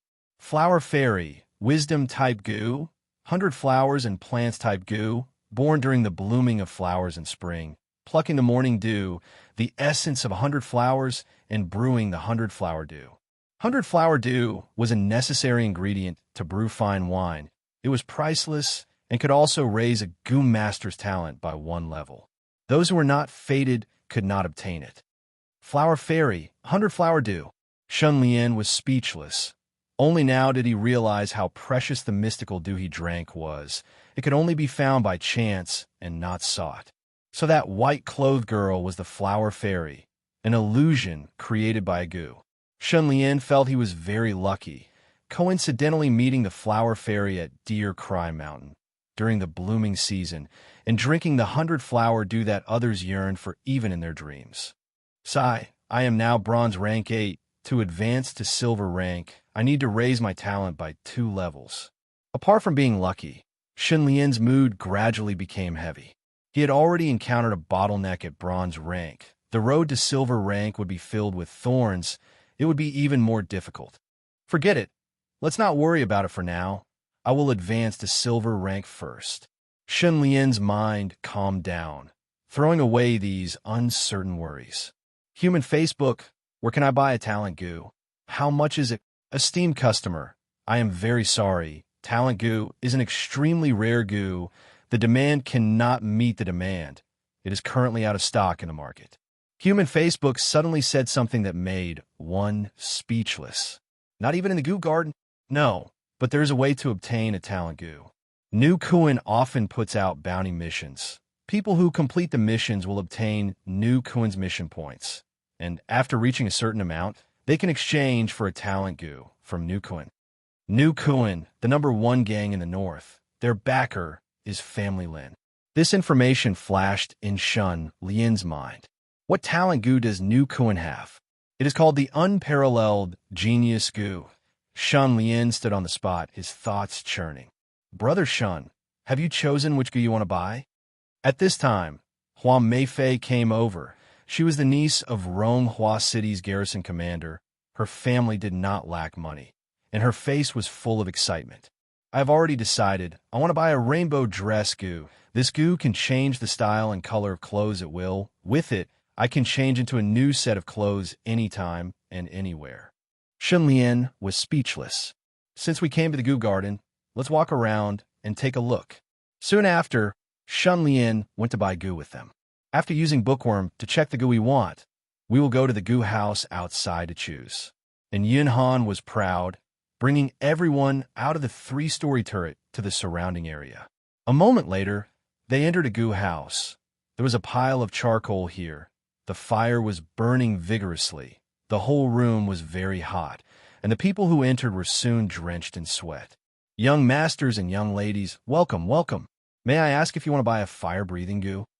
A middle-aged man smiled as he welcomed them, speaking passionately. Yes, it is that goo that can make people spit out fire from their mouth. A young master beside Yun Han said excitedly. Everyone, please take a look. The middle-aged man did not speak nonsense. Facing a pile of firewood, he took a deep breath, puffed up his cheeks, and suddenly spat out. Whoosh! A pillar of fire fiercely spewed out, instantly igniting the pile of firewood, burning it with crackling sounds. The world was immediately filled with exclamations. The middle-aged man laughed heartily. This is the fire-breathing goo, a white-rank fire-breathing goo for only 30,000 taels. Who wants to buy it? I will buy it. That young master was already impatient. He straightforwardly took out the money and handed it over. Please wait for a moment. The middle-aged man smiled as he received the banknotes. He turned around and walked toward the pile of charcoal, then directly put his hand into the fire and searched for a while, taking out a red crystal-like goo and handing it to that young master. Chapter 45. Okay. That young master excitedly received the fire-breathing goo. His careful appearance was like a father carrying a crying baby from a midwife, his expression full of anticipation. Seeing this scene, Shunlian's heart slightly moved. He couldn't help but recall the first time he came into contact with a goo. His emotions were also surging. However, after comparing, the two situations were completely different. When I walked on the path of a goo master, the goo I obtained was purely by chance. What goo I obtained was completely based on luck. And he only made his choice after reading the various types of goo in the human Facebook and making comparisons and considerations. If I had the same opportunity at that time, which goo would I choose as my main advancement goo? Shunlian re-examined his own path as a goo master and couldn't help but think deeply. There are so many different types of goo in the world. Which one is the most suitable for me? The most amazing goo I have is the Life Twister goo. The most ideal main advancement goo is naturally the type that complements the Life Twister goo. However, whether it is the Grandmaster goo, Iron Jade goo, or Milk Cow goo, they're not very compatible with the Life Twister goo. With bewitchment points, these three goo can evolve, but after evolving, they cannot bring more bewitchment points. This kind of one-way relationship is not egg-laying. From an economic point of view, the capital owner uses a portion of the profits earned from workers for personal consumption, while the other portion is converted into capital to buy additional capital and labor needed to expand the scale of production. This is the accumulation of capital. From the perspective of an enterprise's production process, capital accumulation is the source of the enterprise's expansion of production, while profits are the source of capital accumulation. The scale of capital accumulation is directly proportional to the enterprise's profits. The more profits the enterprise obtains, the larger the scale of capital accumulation. And the larger the scale of capital accumulation, the more profits the enterprise can obtain, thus expanding the scale of production and earning more profits. Capital accumulation is the inevitable trend of production development. That is to say, the main advancement goo that partners with the Life Twister goo should be the type that can produce capital accumulation. That is, a goo with more bewitchment points. Thinking of this, Shunlian's eyes flickered, his heart faintly burning with passion. Does this type of goo exist? Brother Shun, let's go. When everyone left this goo house, Hua Meifei saw Shunlian standing there in a daze. She waved her hand. Oh, okay. Shunlian came back to his senses and followed him with a smile. Next, they went to another goo house. Hua Meifei was very excited, cheering as she entered the goo house. I want to buy the rainbow skirt goo. Welcome. Immediately, a young woman greeted him with a warm smile. This woman had a beautiful appearance. When she smiled, her eyes curved like crescent moons. What was incomparably strange was that she was wearing a rainbow-colored floor-length dress that fluttered without wind. It was dazzling and eye-catching. As soon as Hua Meifei saw the rainbow-colored dress on her body, her eyes widened in an instant. She exclaimed, "So beautiful!" At this moment, there were many customers in this goo house. Most of them were women or couples. The atmosphere was quite lively as they were all choosing the Nikken goo. Ha! Female Goo Masters are also the main consumers in the market. Shun Lian looked and immediately cursed. At this time, the woman in the rainbow-colored dress brought the Nikhang Goo for Hua Meifei. It was like a lump of cloud. Its color was like glass, constantly changing and extremely beautiful. Shun Lian's gaze focused. A strange light reflected from the bottom of his eyes as he inwardly thought, blue cloud clothes, white Nikhang, raise an arrow to shoot the heavenly wolf. Nikhang.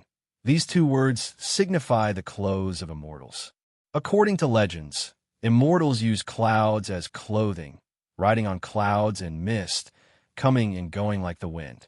This Nikhang Goo is not as simple as I thought. Sure enough, the woman in the rainbow-colored dress smiled as she introduced. Nikhang Goo, like clouds and mist, constantly changing. Other than being able to change into different styles and colors of clothing, it actually has many other uses. Next, let me show you a few of them. Everyone quickly retreated and opened up a space. The woman lifted her rainbow-colored dress and started to dance. Her body was light and graceful like a peerless qigong master. Her toes lightly touched the ground, and she jumped more than 2 meters high. She spun 5 or 6 times in the air before slowly landing. The woman's movements suddenly sped up, as fast as lightning, drifting erratically.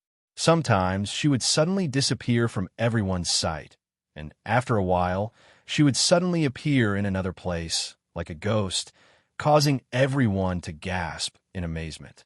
Finally, the woman stood on the spot, and a lump of cloud condensed under her feet, slowly lifting her up into the air. She hovered in the air over 10 meters high before lightly landing on the ground. Good. The whole Goo house immediately burst into thunderous applause.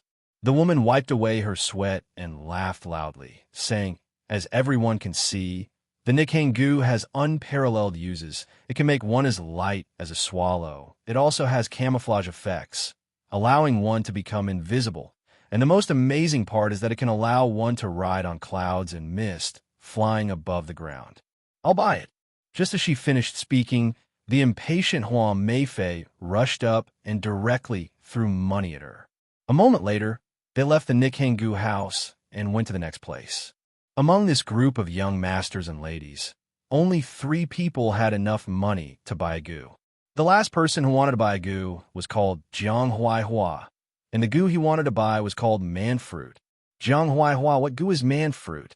The female companions felt the name was strange and were very curious. Shun Lian also did not know what this goo was, and could not help but look at Bai Ling. The latter blushed and shook her head without saying a word. Jiang Huai Hua chuckled and laughed a little wretchedly, saying, "You will know in a while." Entering the goo house, an old man with white hair and beard came up to them and laughed. "Welcome, ladies and young masters. Which young master wants to buy a goo?" Hua Meifei asked back. How did you know it was the young master who wanted to buy and not the young lady?"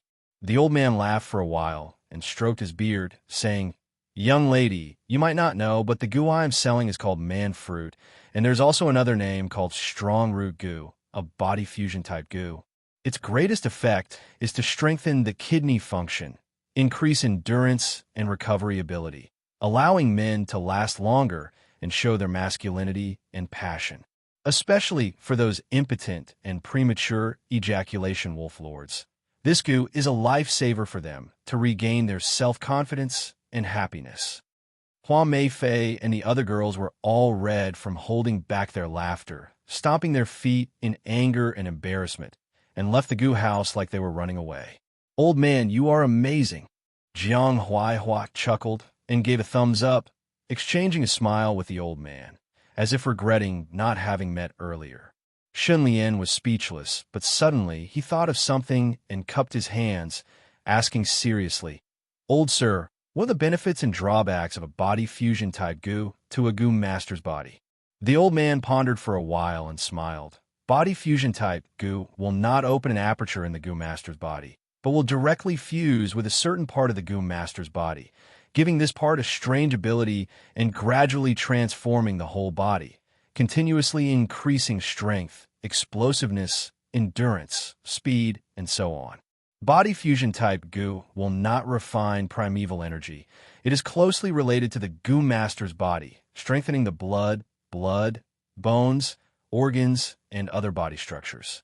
In this sense, the goo master's body will gradually strengthen, becoming stronger and stronger, becoming more majestic and sturdy, thus reducing the goo master's dependence on primeval essence, especially when the goo master exhausts his primeval essence in battle and can only rely on close combat. The presence or absence of a body fusion type goo will be the deciding factor of victory or defeat. Thus, the biggest flaw of a body fusion type goo is that it is extremely difficult to evolve after fusing with the body. It can only evolve as the goo master's body evolves. It can be said that the body fusion type goo is the same as the goo master, heavily relying on innate goo. Normally speaking, very few people choose the body fusion type goo as their main advancement goo, but it is an all-purpose secondary goo and can be used with any main goo. After all, which goo master doesn't want their body to become stronger? Shun Lian squinted his eyes. Old sir, you mean goo masters who have body fusion type goo need large amounts of innate goo to advance further, right? The old man's heart shook, and he couldn't help but take a deep look at Shun Lian, his smile vanishing as he became extremely cautious. He had said so much just now, but it was actually to intentionally obscure this point, making it sound plausible but actually wrong, to confuse people, making them only hear the benefits and buy goo on impulse, while ignoring the crucial flaw. But he had never expected that Shun Lian's thoughts were so meticulous, and he immediately heard the trick. The old man's expression turned solemn, saying, "It is indeed so. For example, a man-flower goo can raise a goo master's innate talent by 1 level. But to those goo masters who have body fusion type goo, they might need 2 or even 3 man-flower goo to raise their innate talent by 1 level. However, the body fusion type goo also allows the goo master to obtain incomparably huge benefits.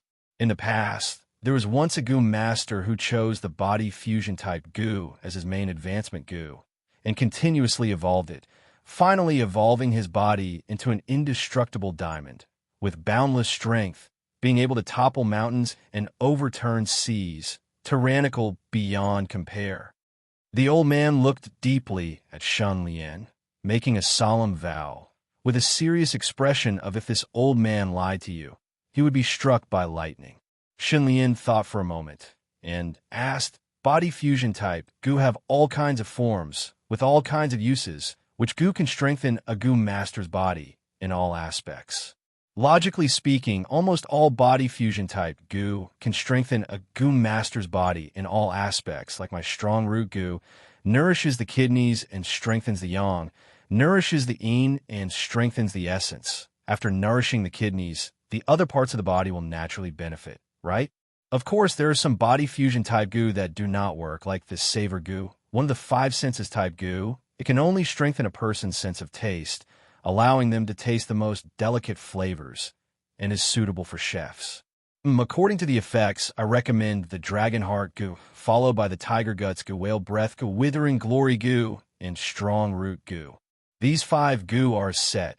With them gathered, even a white rank goo master would be as strong as a dragon or elephant, with boundless strength, and could even surpass levels to defeat a bronze rank goo master. Chapter 46. The reason why he asked this was to prepare for a rainy day. If he could not obtain the innate talent goo, his goo master path would be stagnant for a long time. Then he would have to find other ways to raise his strength, especially his battle strength.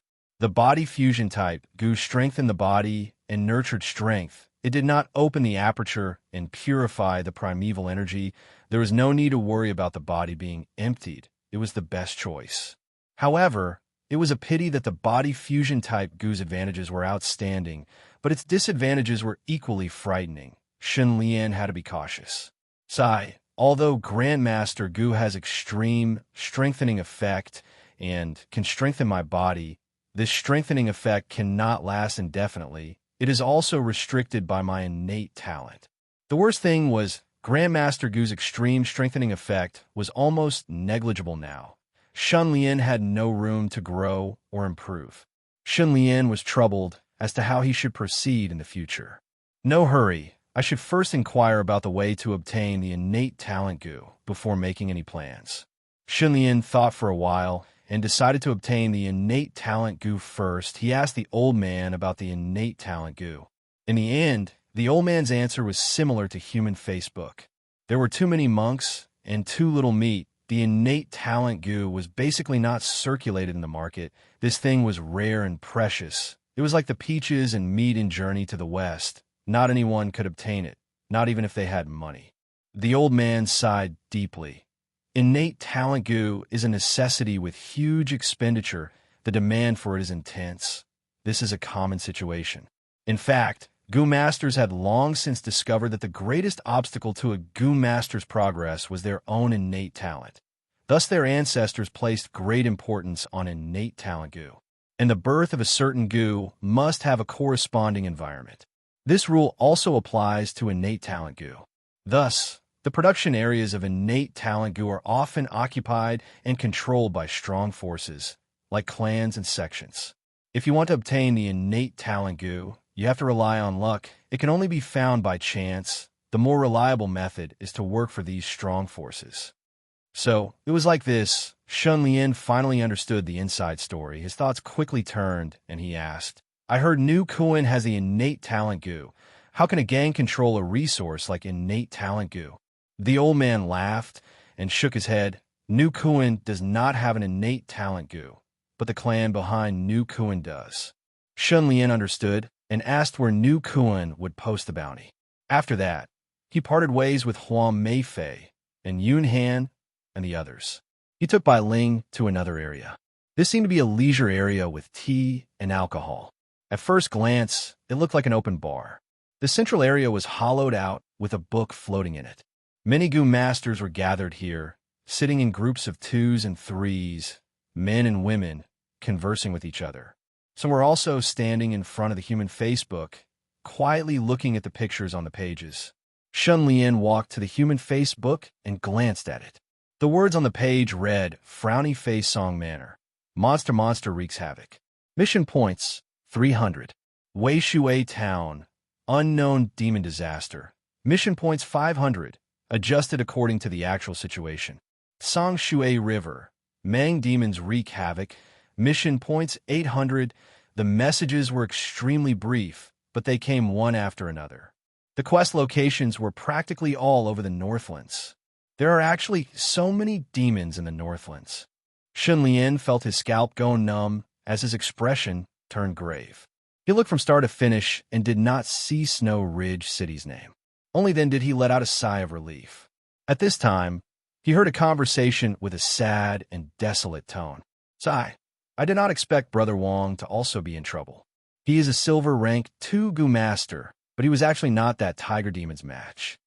Brother Wong only needed 600 mission points to exchange for an unparalleled genius goo.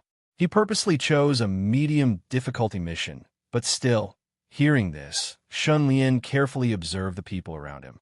He found that many goo masters were missing arms and legs, but their bodies were crippled, but their minds were firm.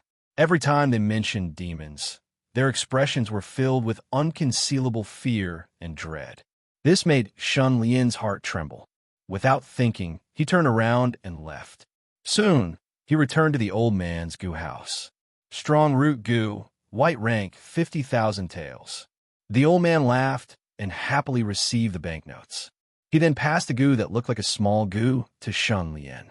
Dragonheart goo, Tiger Guts goo, Whale Breath goo, Withering Glory goo, were they for sale? Shunlian suddenly asked after receiving the strong root goo. The old man was stunned. His eyes flashed and his beard trembled. He said in astonishment, You really want to collect a set? Shunlian nodded. The old man's breathing paused. Shock, doubt, and indescribable expressions appeared on his face. After a moment of silence, he laughed. What a coincidence! I have a Dragonheart goo. There is only one of it, and it is very precious. As for the other 3 goo, the goo garden does not have any stock. I can only reserve them first. The shortest is a month, the longest is half a year. Shunlian squinted his eyes. How much is your Dragonheart goo? Dragonheart goo is not a strong root goo. The price is very high. You More expensive than 1 million? Shun Lian was calm and composed, showing a rich and overbearing appearance. Seeing this, the old man hesitated for a while before saying, "Let me make it clear to you first. The goo will choose the most suitable goo master. I can sell you the dragon heart goo, but this does not mean you will be able to refine it. If you do not refine this dragon heart goo within 3 months, you have to return it to me and not sell it to anyone else. You also have to write a contract as proof. Are you willing?" Shun Lian's heart flashed, and he grinned. "If I return it to you, will it still be the same price?" The old man laughed. "Don't feel like you are losing out. Let me finish speaking. The dragon heart goo is the strongest body fusion type goo. It is rare and precious, and its price has always been very high. Selling it to you for 1 million is already considered cheap. But if you are willing to write a contract with me, I will sell it to you for 800,000 and take it back for 300,000. How about it?" Shun Lian laughed involuntarily. "Good old man. So you were betting that I would not be able to refine your dragon heart goo. Try to gain something without risking anything, earning 500,000 in 3 months. The old man stroked his beard and laughed wildly. A goo master's life is a huge gamble. If you win the gamble, you're the winner in life. If you lose, you will lose everything. You and I are the same. Let's see if you have the guts to bet with me." Trying to provoke me? Shun Lian concluded that this old man's dragon heart goo definitely had a problem. He said in a deep voice, "Cut the crap, take out the dragon heart goo, and let me take a look." The old man was straightforward and quickly took out a goo. Its appearance resembled a crouching dragon, coiled into the shape of a heart. It looked like a dragon, but also like a heart. When he touched it, Shun Lian felt a pulsating life force. His eyes shone brightly as he thought, "It's good that it is alive." Shun Lian pretended to be hesitant and hesitated for a long time. He tried to bargain with the old man over and over again, but the old man refused to budge. The two fought for nearly half an hour before Shun Lian lost and signed the agreement. He bought it. It was written in black and white. The old man was overjoyed and laughed heartily. "Young man, I wish you the dragon heart goo in your chest and soar to the sky." Shun Lian angrily said, "Old man, just you wait. When I refine the dragon heart goo, you will cry yourself to death." He turned around and left. Watching Shun Lian leave, the old man looked at the agreement in his hand and suddenly burst into a sinister laughter. "Grandpa, you used that dragon heart goo to cheat people again." Unknowingly, a young girl appeared behind the old man and suddenly spoke, giving him a fright. "Shoo, shoo, shoo, this is business. Both parties are willing, and it is written in black and white. How am I cheating people?" The old man's face turned red, and he quickly turned his head away, saying arrogantly. The young girl had a look of disdain and speechlessly said, "Others may not know, but do you think I don't know your tricks? The dragon heart goo is very ancient and is basically in a dormant state. Not to mention 3 months, even 3 years or 30 years is not enough to refine it. If you're not cheating people, what is? How many people have been cheated by you?" Chapter 47. The passageways in and out of the goo garden extend in all directions. There's also a passageway to the west of the outer city. Please come this way. Shun Lian did not leave the goo garden using the original route, but after asking a waiter under his guidance, he left through another shortcut and returned to the surface. This entrance was at the backyard of an inn, much closer to his house. After leaving, he could even rent a carriage. It was quite convenient. Shun Lian remembered the name of the inn, rented a carriage, and returned home. In the carriage, Shun Lian closed his eyes as if he was thinking about something. After a long time, he opened his eyes, his gaze deep and bright, instructing, "Bai Ling, I will be in closed-door cultivation for the next few days. Prepare more food. If there's not enough time, go to a restaurant and order it." "Yes, young master," Bai Ling replied softly. After that, the two did not interact with each other and returned home. Shun Lian went straight to his room, closing the door behind him. He opened his palm. He saw the dragon heart goo and strong root goo lying quietly in his palm. "Begin." Shun Lian pierced his fingertip with a silver needle, dripping his blood to feed the two goo. As the smell of fresh blood spread, the strong root goo that looked like little Gigi reacted quickly, squirming a few times, and suddenly became tall and straight, turning into Big Gigi, very thick and mighty. Shun Lian had a strange expression on his face. The big, strong root goo drank the blood and rolled around comfortably, immediately becoming thicker and longer, like a tiger's whip, mighty and domineering, laughing proudly at the heroes. Shun Lian was completely speechless. The goo in this world are really all kinds of strange things. When the forest is big, there are really all kinds of birds. On the other side, the dragon heart goo did not move, as if it was in a deep sleep, not responding at all. After waiting for a while, sure enough, the strong root goo was also very stubborn. It was not so easy to refine with an arrogant attitude. It naturally did not have any mental connection with him. Shun Lian did not mind, instead looking forward to it. Life trickier goo, it is time for you to shine. At the next moment, the life-twisting goo's awesome appearance appeared. This time, the life-twisting goo seemed to be carrying some kind of anger and appeared in front of the strong root goo in a very high-profile manner. As soon as the strong root goo saw the life-twister goo, its originally mighty and arrogant posture immediately changed. It suddenly shrunk. It shrunk violently. It was as if the fluffy sponge ball had been ruthlessly pinched, instantly shrinking to 1/10 of its original size. It immediately withered. This scene was extremely similar to a naughty child who had suddenly heard someone shouting that their homeroom teacher was here. Life-twisting goo placed its hands on its waist, looking valiant and spirited as it came to the front of strong root goo, domineering and unparalleled. Evidently, the life-twisting goo was not satisfied with the strong root goo's flaunting of its prowess, and came out to slap its face in anger. Life-twisting goo's domineering aura leaked out as it started to give the strong root goo a bloody lesson. Dao friend, do you think you're so cool? Streaking is shameful. Please put away your wretchedness. What? You're asking me who I am? I'm the azure dragon on the left and the white tiger on the right. I'm the embodiment of both beauty and wisdom, the embodiment of a hero and chivalrous. My name is Boss. That's right. Everyone who sees me has to respectfully call me boss. Acting cool in front of me. Your boss. The consequences are very serious. Your boss, will make you cry rhythmically. What? You're not acting cool. You're cool, hee. Look at your cool appearance. Your girlfriend is full of air, right? You dare to compare your size with me, little guy. You're quite flexible. What? Don't talk to me about life. I will make you doubt your life. What, you won't wear clothes, hee? Don't think you're not a beast after wearing clothes. You're a beast dressed in human clothing. What, you want to go home? You still miss your mother. After a while, the strong root goo was trembling uncontrollably. Its domineering aura had completely vanished. It was trembling with fear and despair, its face showing that it had nothing left to live for. The ups and downs of life were too fast. It was too exciting. It was almost scared to the point of peeing. Suddenly, the strong root goo released a strong thought attack. Haha, success.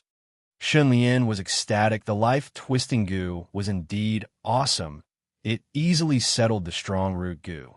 The life-twisting goo was still brooding. It was very unhappy and did not let go of the strong root goo, using all kinds of methods to criticize and educate it. The strong root goo felt a great tragedy. It could not bear it, and actually treated Shun Lian's body as a shelter, suddenly escaping in. Shun Lian was overjoyed. He did not know whether to laugh or cry. However, he suddenly thought of something and could not laugh anymore. He remembered Lu Dahu had said that the process of body fusion type, goo, and goo master's fusion was very terrifying. The goo would first eat an organ, then change its form into the eaten organ and replace it, like the white brows and red eyes goo. Shun Lian had checked with other goo masters on this point. There was no mistake. The strong root goo had to fuse with the whole reproductive system, including the kidneys and lower body organs. What if, not to mention the endless pain of being gnawed, if the strong root goo failed to fuse, or if he made a mistake in his operation, causing a certain crucial part to develop poorly, grow crooked, or even not grow at all, he would cry himself to death. For a moment, Shun Lian was very nervous. Life-twisting goo. Quickly tell the strong root goo, don't mess it up. The strong root goo entered his body and was very active. It was like an octopus tentacle, wet and cold, moving back and forth in his stomach. Although it did not hurt at all, that strange feeling made Shun Lian's scalp tingle. Suddenly, the strong root goo found the kidneys. Its body shook and moved closer. Then, its body shrunk and turned into a slender worm, drilling into the kidneys. Shun Lian felt a chill down his spine. He only felt a slight pain in his stomach. Then he felt the kidneys, bladder, lower body, and the whole reproductive system below his stomach was numb like an electric shock, causing him to shiver from time to time. This continued for half a day before the numbness disappeared. Don't tell me. The fusion was successful. Shun Lian was somewhat uncertain. He did not know the situation. He simply took off his pants and stood in front of the mirror to look. There was almost no change. Suddenly, the interface flashed, and the information was updated. Strong root goo, white level, special effects, strengthening kidney and yang, nourishing yin and consolidating essence, storing essence, bone marrow, brain and intelligence, endurance enhancement, excretion of toxins, promotion of metabolism, hair growth, and ear clearing. A series of special effects jumped into his eyes. It really succeeded. Shun Lian was pleasantly surprised. His gaze focused again. Looking down, he was suddenly stunned. Fusion progress 1%. After fusion progress reaches 5%, 4 points of bewilderment will be used to evolve the strong root goo by 1 level. Shun Lian was surprised. Evolve? That can't be right. According to that old man, once a body fusion type goo fuses with a goo master, it becomes a part of the goo master's body. It can only evolve along with the goo master's evolution. It cannot evolve on its own. Why? Shun Lian's gaze flashed, focusing on the 4 words fusion progress. The strong root goo did not eat the organs to fuse in one step, but fuse bit by bit. Don't tell me. This is the correct fusion method? Shun Lian seemed to have grasped a key point, his gaze becoming brighter. This progressive fusion method of gradual infiltration, it has a style of Rome, is not built in a day. If this is the case, then once I complete the fusion, I can directly use bewilderment points to evolve the strong root goo. Continuously evolving the strong root goo is equivalent to continuously strengthening the entire reproductive system. What kind of growth will it bring to my body? The more Shun Lian thought about it, the more his train of thought was broadened. Many thoughts flashed through his mind. His heartbeat could not help but accelerate. Bai Ling, come in for a moment. Shun Lian called. Soon, Bai Ling opened the door and walked in with light steps. Young master, what are your orders? Shun Lian described the situation, looking at her expectantly. Bai Ling pondered for a moment, nodding. When I was in the family Lin, I heard someone mention the method of gradual fusion.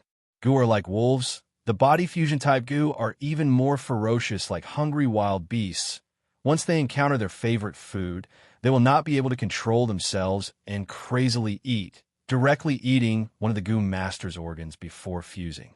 This is the most common fusion method, determined by the goo's nature. Precisely because of this, gradual fusion is very difficult. One has to fulfill an extremely harsh condition.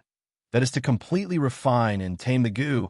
The goo master can make the goo maintain absolute rationality and not eat the goo master's organs. This is like putting a piece of raw meat in front of a wolf's mouth and trying to train the wolf to not eat it. The difficulty can be imagined, and the success rate is very low.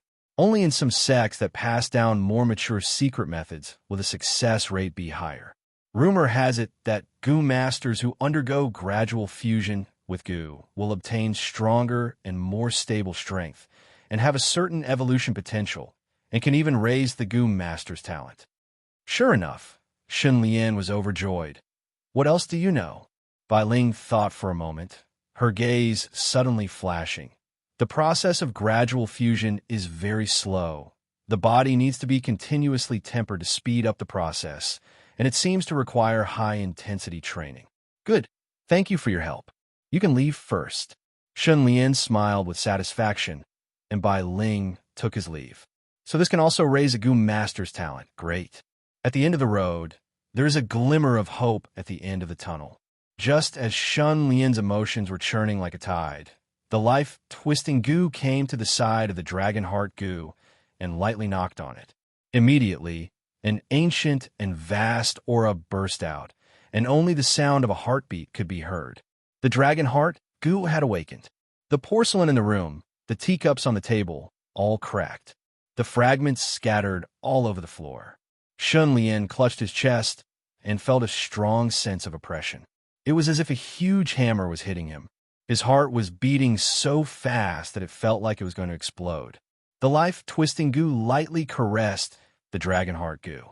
After a moment, that pressure strangely disappeared. Shun Lian breathed roughly for a while before recovering, looking at the dragon heart Gu with a shocked expression. This Gu is a little scary. The next moment, Shun Lian was overjoyed and quickly pricked his fingertip to feed it with his blood. Even if the dragon heart Gu was scary, it was still obedient in front of the life-twisting Gu and was successfully refined in a moment. The dragon heart Gu turned into a ray of light and entered Shun Lian's chest.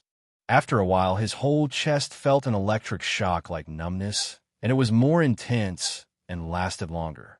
Half a day later, Shun Lian's gaze flashed, and he looked at the interface. Dragon heart Gu, white rank, special effect. Dragon blood, mysterious yellow. There was only one special effect, but it gave people a kind of murderous aura, blood staining 1,000 miles, and an invincible crushing momentum. Chapter 48. Carrying out high-intensity training and continuously tempering the body can speed up the fusion process. Shun Lian pondered, from 1% to 5%, what kind of intense training will be considered high intensity? Let's make a plan first. No, let's test the strength of my body first. Shun Lian pondered for a while, lying on the ground and doing push-ups. 1, 2, 3. At a speed of 1 push-up per second, his body went up and down without stopping. I remember the Guinness World Record for push-ups in one breath is 10,507. How many can I do? Shun Lian had the heart to give a try. 999, 1,000. After an unknown amount of time, he completed 1,000 push-ups. This was something he did not even dare to think about in his previous life. What made him even more surprised was that he could still continue. Other than breathing heavily, his muscles did not feel sore or stiff. Continue. After doing 3,000 push-ups, Shun Lian started to pant. At 5,000, he was sweating profusely. He gritted his teeth and persisted until 8,000, panting like a cow. Finally, he reached 10,000, sweating profusely. After 2,000, his arms were as heavy as lead, and he persisted until 16,000, only to feel the muscles on his arms heating up like they were melting. "This is my limit," Yi Zichen said. A Gu master's strength was extraordinary, but this extraordinary strength mainly manifested in primeval essence. In fact, many Gu masters' body strength was about the same as the first or second-rate martial masters in the pugilistic world, or only slightly stronger. Shun Lian also had the Grandmaster Gu, which strengthened his body to the limit, and thus had such amazing results. A first-rate martial master like Mao Dehai should be able to do 6,000 to 7,000 push-ups continuously, but I am much stronger than them. According to this test, Shun Lian designed a hellish body tempering package. 10,000 push-ups, 10,000 pull-ups, 10,000 sit-ups, and 80 miles of running while carrying weights at dawn. Before the rooster crows, Shun Lian got out of bed, carried a large millstone, and ran in a circle around the western part of the city at full speed. Under a full sprint, no one could last for long. It was the same for Shun Lian. However, every time his legs stopped running and he reached his limit, as long as he clenched his teeth and persevered, his heart would suddenly beat strongly. At the same time, a cooling sensation gushed out from his kidneys and spread throughout his body. In an instant, his spirit was shaken once again, his blood and qi surged, and his exhaustion was swept away. This was not the end. After completing the basic training, Shun Lian's endurance would last longer. He would also continue to practice the sword and polish the overflowing rain sword art.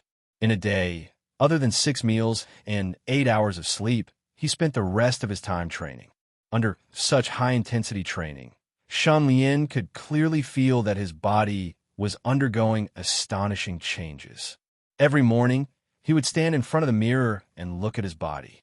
His bulging muscles were even more well-proportioned than the day before. His bones were like steel, faintly emitting a cold metallic luster. There was not a trace of fat to be found. The most touching change was in the lower part of his body. It was really growing and thickening, moving towards majestic and mighty. In the blink of an eye, half a month had passed. The interface flashed, and the information changed. Dragon Heart Goo, white rank, special effect, Dragon Blood mysterious yellow. Fusion progress 5%, using 30 bewitchment points to evolve the Dragon Heart Goo by 1 level. Do you want to evolve? Strong Root Goo, white rank, special effect, kidney and yang, Een and essence storage. Fusion progress 5%, using 4 bewitchment points to evolve the Strong Root Goo by 1 level. Do you want to evolve? Shan Lian took in a deep breath. Evolve the Dragon Heart Goo. Evolve the Strong Root Goo. As soon as he finished speaking, the interface flashed, and 34 bewitchment points were quickly deducted. Almost at the next moment, the area below his chest and stomach felt an electric shock like numbness. It was so strong that he could not help but shiver. After an unknown amount of time, the numbness receded like the tide. Shan Lian focused his gaze and looked at the interface.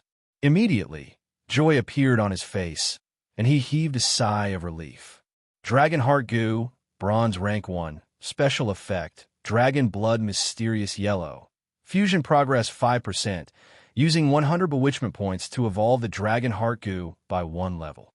Strong Root Goo, Bronze Rank 1, Special Effect, Rainbow Kidney. Fusion Progress 5%, using 10 bewitchment points to evolve the Strong Root Goo by 1 level. The Dragon Heart Goo special effect did not change, but the Strong Root Goo's string of special effects were all gone. TSK Rainbow Kidney.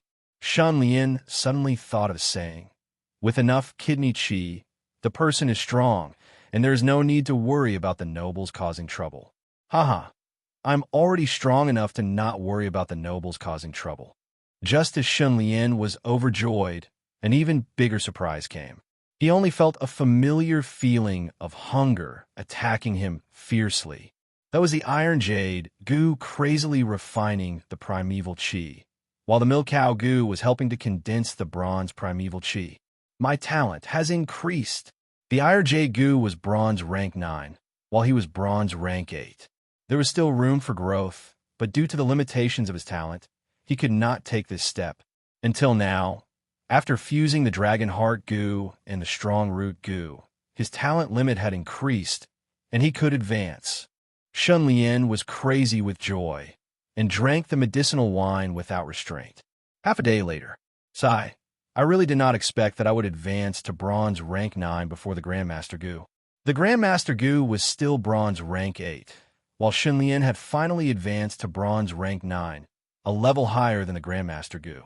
The Grandmaster Goo was also unlucky. However, the Grandmaster Goo had huge potential and could continue to evolve at any time. Unfortunately, there were only 20 bewitchment points left. Sigh, the bewitchment points are not enough. How do I get more next? Adopting orphans could not be used anymore. He could not adopt all the orphans in the world. This was not a long-term plan. He had to find another way. Young Master. At this time, Bai Ling reported, Miss Hua Meifei sent someone to send you an invitation card, inviting you to Turway River. Does young master want to go? Shan Lian frowned slightly. This was already the 3rd time in half a month that Hua Meifei sent someone to send him an invitation card. I'm not familiar with Hua Meifei. We have only met once and are only acquaintances. But she has invited me time and time again. Is she asking me for help? Or is she thinking of this? Shan Lian could not help but feel a little restless. To be fair, Hua Meifei's appearance, figure, and moral character were all outstanding. A gentleman would want to pursue her. But after thinking for a while, Shan Lian shook his head, thinking, this world is too dangerous. I have to put my mind on how to become stronger. I cannot slack off for even a day. Bai Ling, reply that I have something to do and cannot go. Please forgive me. Yes, young master. Prepare. We're going to the Goo Garden.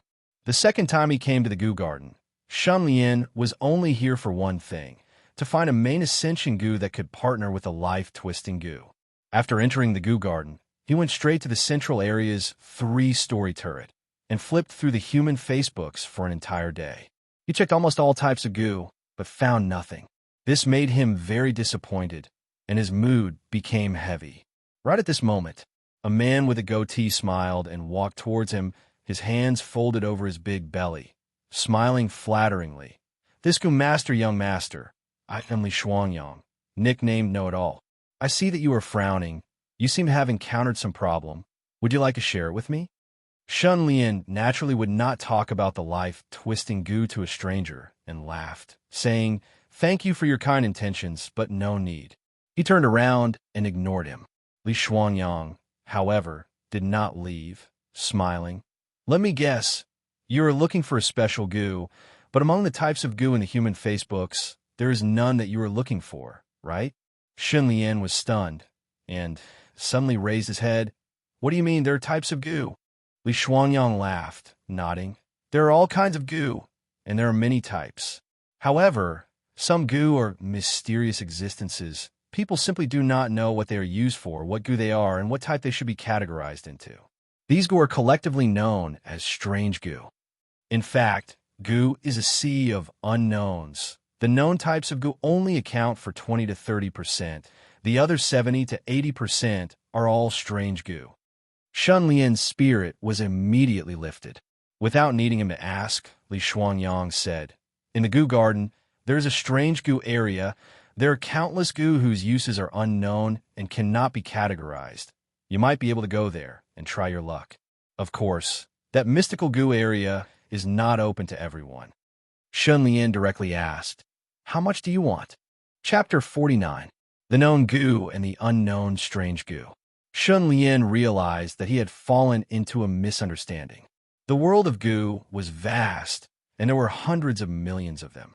It was impossible for people to understand all of them. The goo recorded in the human Facebook was only a small part.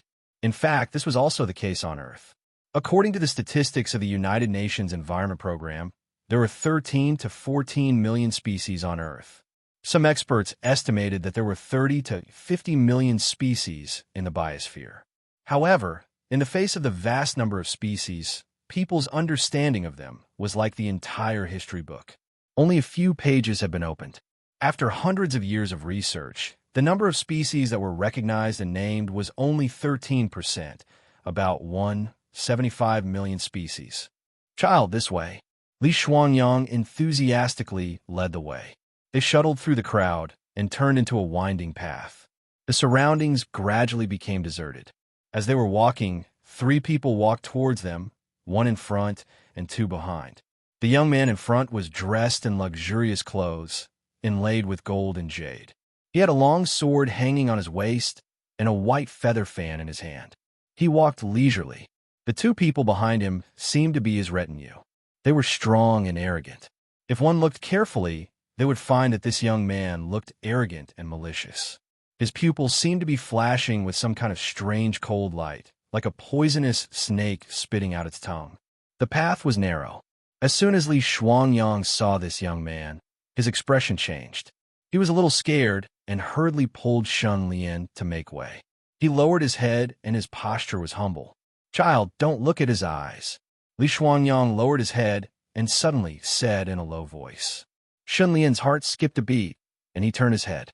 When the 3 people passed by and walked far away, Li Shuangyang raised his head and sighed.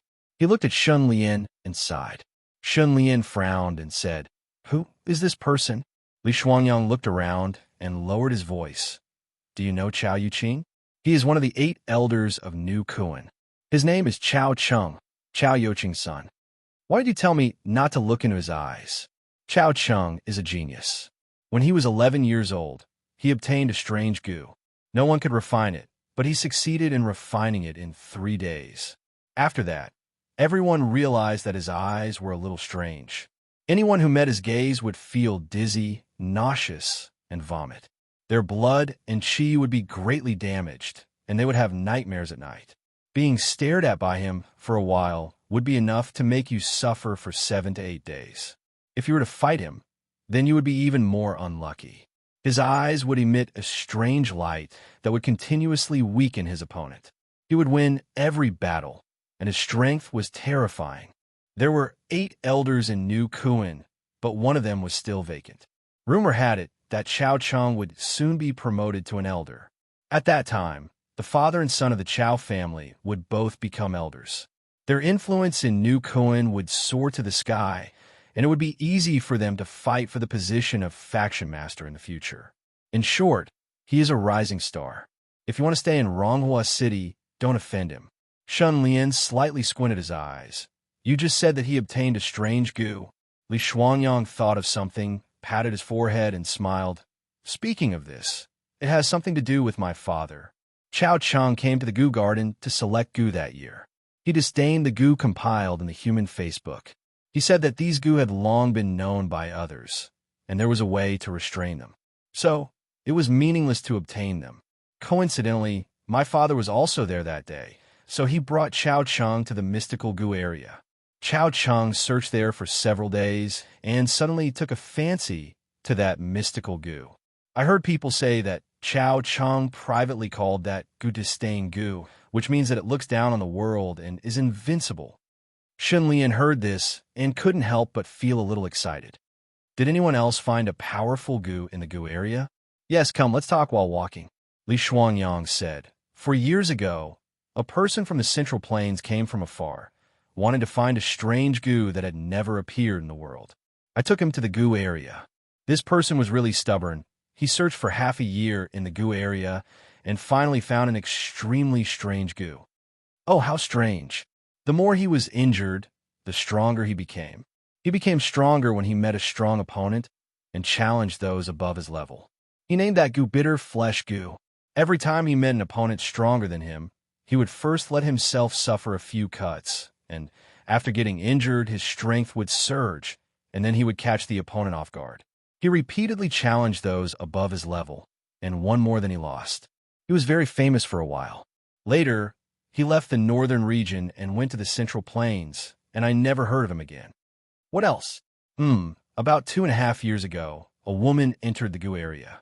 After searching there for half a month, she found a very powerful goo and named it Plunder Goo. This goo's ability was unheard of. It could actually plunder the goo and other goo masters' apertures, and no one dared to fight with her. I heard that she was chosen by many sects and was invited to join one of them. She should be an incredible person now. Plunder Goo? Xin Lian was stunned and took a deep breath, thinking, if I meet such a person in such a goo, can I still keep my life twisting goo? While talking, the two arrived at a wooden door. Knock, knock. Li Shuangyang knocked on the door. Soon, the wooden door opened, and a middle-aged woman stood inside. She was fat, even fatter than Shun Lian and Li Shuangyang combined, and was gnawing on a chicken drumstick. Deacon Duan, I'm here to introduce you to some business. Li Shuangyang rubbed his hands together and grinned. The middle-aged woman was expressionless. She glanced at Li Shuangyang, rolled her eyes, and grinned. You used to call me Xiao Rongrong, but now you call me Deacon Duan. Men are all bad. Shun Lian was speechless, and his gaze moved back and forth between the two. Li Shuangyang was slightly embarrassed and looked at Shun Lian. This is my ex-girlfriend, Duan Rongrong. Shun Lian was filled with deep veneration. Duan Rongrong opened a door. Shun Lian entered and looked around. The room was like a large warehouse, and the space was huge. There were rows of shelves, and the shelves were densely packed with brocade boxes. There were a lot of them, and if there weren't 100,000, there were at least 90,000. These are all mystical goo. Shun Lian's vision was broadened. Such a large number of goo was beyond his imagination. Li Shuangyang smiled. Since the opening of the goo garden, it has accumulated year after year. Isn't it frightening? Duan Rongrong coughed. Are you clear about the rules? If you are, I want to emphasize it. Mystical goo, to put it bluntly, is an unknown goo. Nobody knows the habits and characteristics of this goo. This means that the mystical goo you choose might be a powerful goo, or it might be a harmful goo. For example, a notorious goo like the heart-eating goo might be mixed in and might take your life if you are not careful. Thus, if you buy a mystical goo and something happens, such as being disabled or even dying, you have to bear the responsibility. The goo garden will not take any responsibility, understand? Shun Lien nodded. Then how is the price of the mystical goo calculated? Duan Rongrong chuckled. That depends on your luck. The deposit is 50,000 taels. If you get a powerful goo, no matter if it is worth 1,000,000 or 200 taels, it is yours. The goo garden will only take 100,000 taels. That is to say, you only need to spend 150,000 taels to have a chance of buying a mystical goo worth 1,000,000 taels. Of course, if you are unlucky and buy a bad goo, or even a harmful goo, the goo garden will not return the deposit, and will only take the 50,000 taels. Chapter 50. Seeing Shun Lian's hesitation, Duan Rongrong continued, Don't worry too much, these strange goo have all been checked by us. The possibility of a harmful goo is next to nothing, but finding a good goo is possible. Shun Lian chuckled and did not comment. Can I look around? Yes, look around, you can choose. Yeah. Aren't you worried that someone will steal it? Don't be fooled by the large number of strange goo here. Every goo is marked. If one is missing, we can find it. Duan Rongrong said confidently. Shun Lian felt it was inconceivable. The management was so lax, nothing would happen. With such a large number of strange goo, if one was missing, would you be able to find it in time? But he did not think too much about it, and quickly focused on those brocade boxes, looking at them cursorily. He did not know that after he left, Duan Rongrong took out a human Facebook. Some records kept appearing on the page. It was the brocade boxes Shun Lian touched. In addition, there were records of Shun Lian's spending when he came to the goo garden last time. Oh, he spent 800,000 to buy the dragon heart goo. This kid is rich. Duan Rongrong clicked her tongue and glanced at Li Shuangyang, sneering. It wasn't a coincidence that he met you. Did you already know that he was rich? Li Shuangyang immediately showed an unfathomable expression. Looking at it like this is not a solution. Inside the brocade boxes, there were goo of different shapes. Shun Lian opened a few brocade boxes and looked at them, and could not help but smile bitterly. He really could not find anything. If he continued looking like this, who knows when he would find it? Li Shuangyang had not left yet, so he went over to ask if there was any trick.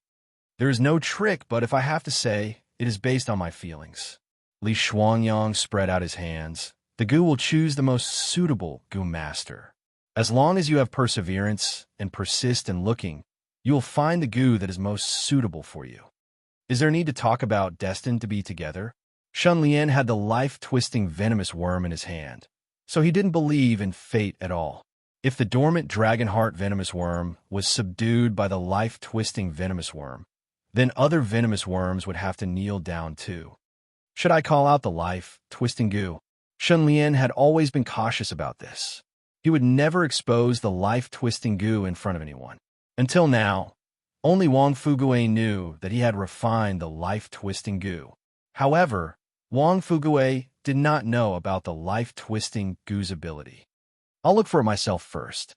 After a few days, I'll find an opportunity to release the life-twisting insect. After Shun Lian made up his mind, he regained his spirit and searched the brocade boxes one by one. As expected, the first day was fruitless. The second day continued, and the third day, several days later, Shun Lian became a frequent visitor to the mystical goo area. Duan Rongrong allowed Shun Lian to come and go as he pleased. She didn't search him when he went in and out, which made Shun Lian suspicious. On this day, Li Shuangyang introduced another person. This person was a man in his 40s. He had a thick beard, narrow eyes, and a hunchback. It was also his first time here. At first, he was very restrained and didn't know what to do. Later, he found out that Duan Rongrong really allowed him to search as he pleased. Shun Lian paid attention and found something. Every once in a while, Duan Rongrong would take out a book to look at. That book looked very familiar, like a human face book. Once, Shun Lian deliberately strolled near Duan Rongrong. When she was flipping through the human face book, he suddenly leaned over and took a few glances. After taking a look, he suddenly felt a chill in his heart. It really is a human Facebook. It really records everything about the customer. This thing is a big data analyzer. It can thoroughly understand your details. Shun Lian couldn't help but be more cautious. After a few observations, Shun Lian started to do tests.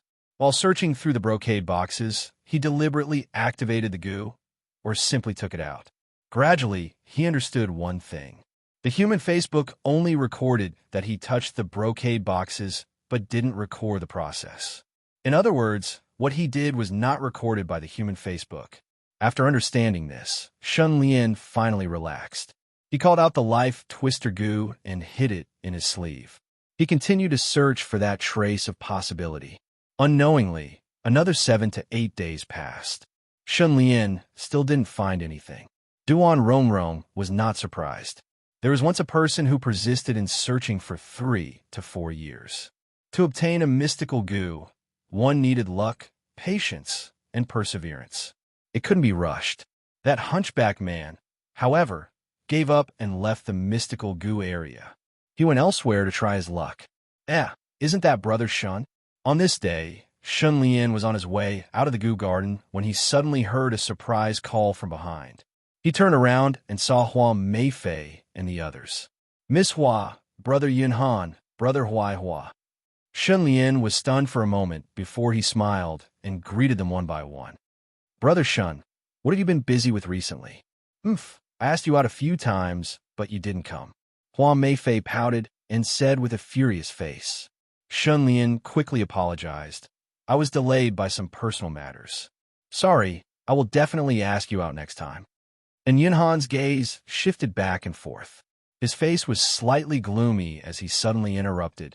Brother Shun is a busy man, right? I heard you live in the west of the city. Isn't that the slum area? Why is Brother Shun living there? Everyone instantly quieted down. Hua Meifei angrily glared at Yunhan. The latter had an innocent expression as he shrugged and said, I don't have any other meaning. I was just curious. Shun Lian slightly narrowed his eyes, his gaze flickering on Yunhan's face. He still smiled gently. Many thanks for Brother Yunhan's concern. Shun left his hometown and came out alone to make a living. I don't dare to be extravagant. I have made a fool of myself in front of everyone. Making a living alone. Brother Shun, you are really amazing. And Yunhan, did you hear that?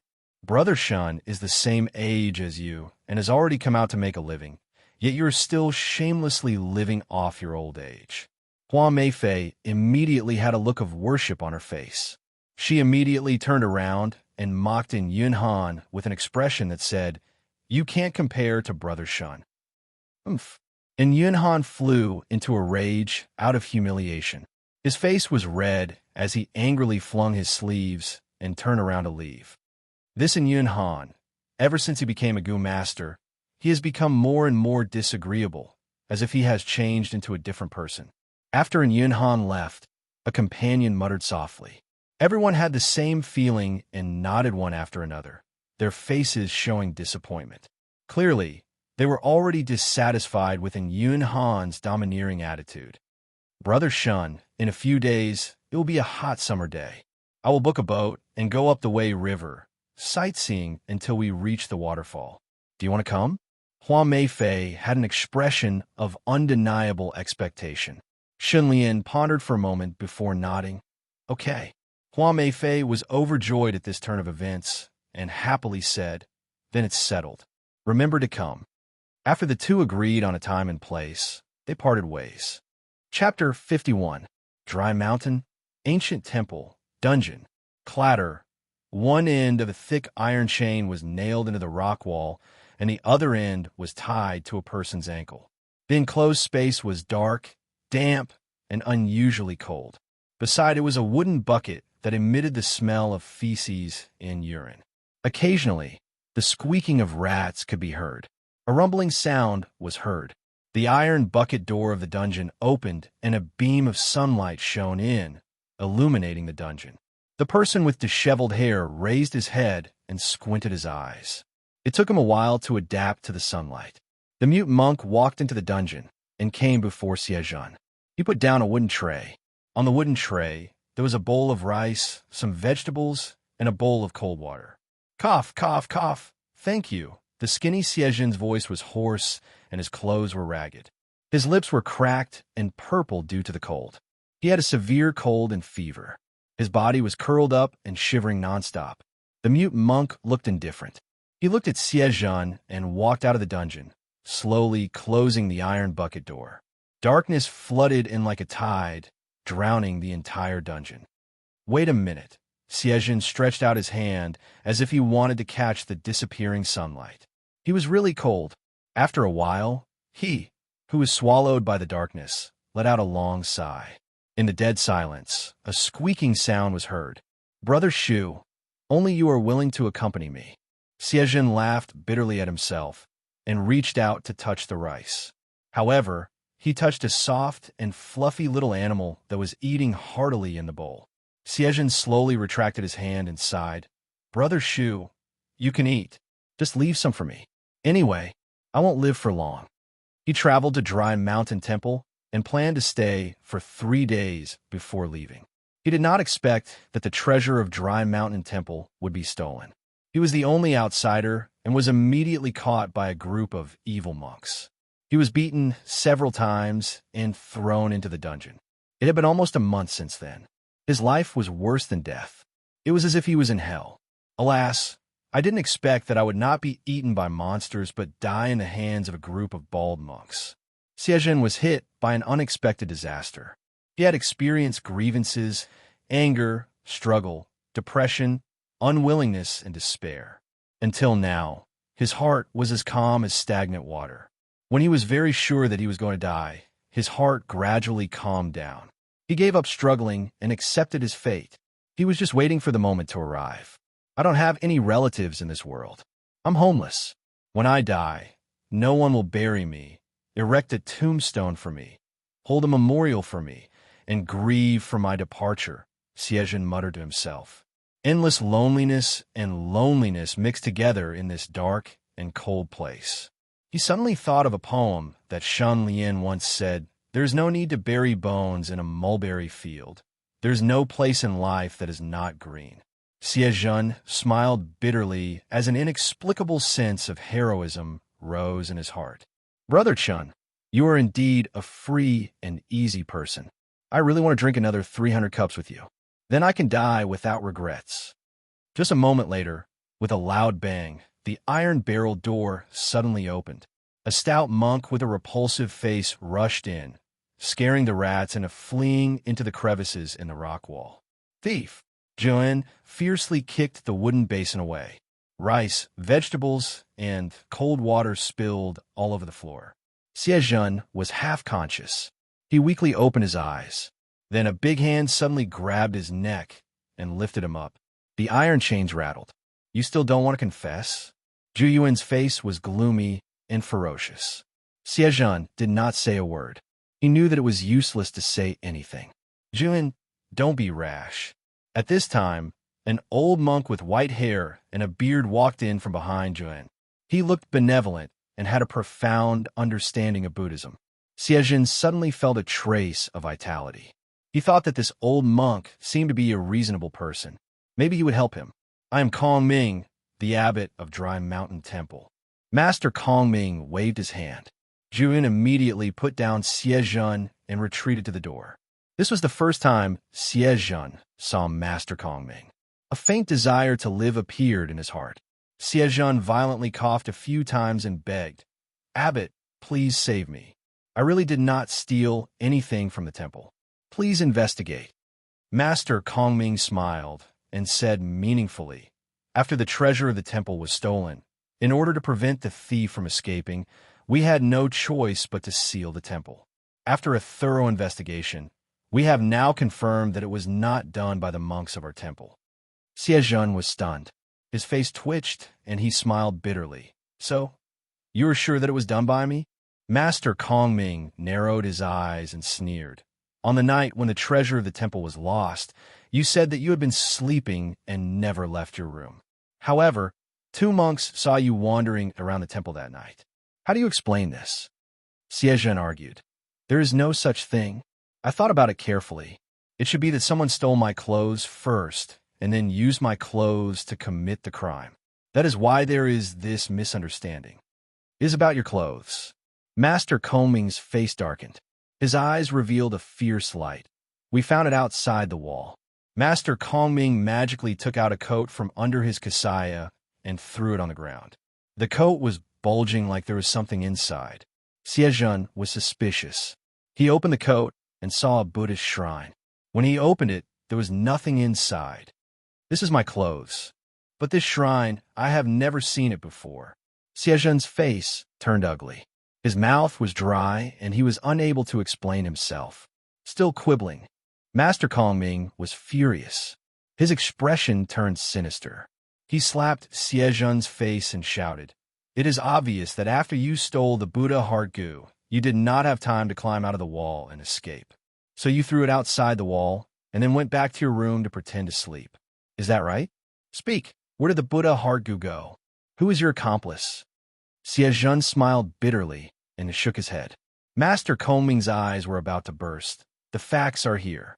The evidence is irrefutable. You snuck into the temple to steal, and your accomplice was waiting outside. Your plan succeeded, but you were caught. And your accomplice also betrayed you. He purposely left your clothes and shrine. His intention is clear. Isn't it to kill you? Even now, you are still defending him? Siejun made a final plea. "Abbot, I've been reading scriptures in the ancient temple for 3 days, and I've often read the phrase, 'Monks should be merciful.' I implore Abbot to be merciful and spare a pitiful person like me. I really didn't steal." Master Kongming was furious. He spat on Siejun's face. "Hey, talking to me about being merciful. Do you know what is merciful? Let me tell you, the rich are not willful. The powerful do not commit crimes. The strong do not kill. This is merciful. Merciful is not something everyone has. Merciful is the privilege of the strong. When Buddha was born, he pointed to the sky with one hand and the earth with the other. He said, 'In the heavens and on the earth, only I am supreme.' When Buddha was born, he could walk. But when he walked, he could not bear to step on the ants on the ground. This is the truth of being merciful. When you are strong enough to look down on all living things as ants, you will be merciful. Buddha was first to be supreme, then to be merciful. And you stole my opportunity to be merciful. How can I be merciful to you?" This shocking speech made Siejun dumbstruck. He was tongue-tied. This was the so-called Buddha. "Juyin, I will leave him to you. Punish him." Master Kongming was flustered and exasperated. Juyin snickered as he entered. He held a pair of plier-like metal tools. He pressed down on Siejun's hands and pulled out his fingernails one by one. Chapter 52. Shunlian's work and rest were very regular these days. He would wake up before dawn to do high-intensity training, and in the afternoon he would search for strange goo in the goo garden. Every day was like this. In the strange goo area, Shunlian faced rows of shelves and countless brocade boxes. He had already lost count of how many he had checked, but he still patiently searched for them one by one. During this period, people constantly came here to try their luck, coming and going. Once, Shunlian met Chao Cheng, who had the disdain goo. With Li Xuanyang's warning, Shunlian knew this person's eyes were strange and deliberately avoided him. However, another person was unlucky. He and Chao Cheng were searching for goo in front of the same shelf. Not knowing if it was because he was in a bad mood, he fiercely glared at Chao Cheng. Chao Cheng's gaze focused, and after looking at him for a few seconds, he smiled disdainfully. That person held his head and screamed, as if he had seen a ghost. He was extremely frightened, and his face instantly became extremely pale. His legs trembled crazily, and he seemed to be unable to control his body. Gradually, his pupils dilated, and he was on the verge of collapse. White foam came out of his mouth, and he fainted on the ground. "Sigh, another idiot." Chao Cheng snorted. His expression was arrogant, and his gaze was disdainful. He snorted and left in disdain. Shunlian witnessed this scene with his own eyes, and was secretly shocked by the terror of the goo of disdain. That person only exchanged glances with Chao Cheng for a few seconds, and he was already half dead. Such divine power, he could not help but be afraid. Killing gaze, how could one defend against it?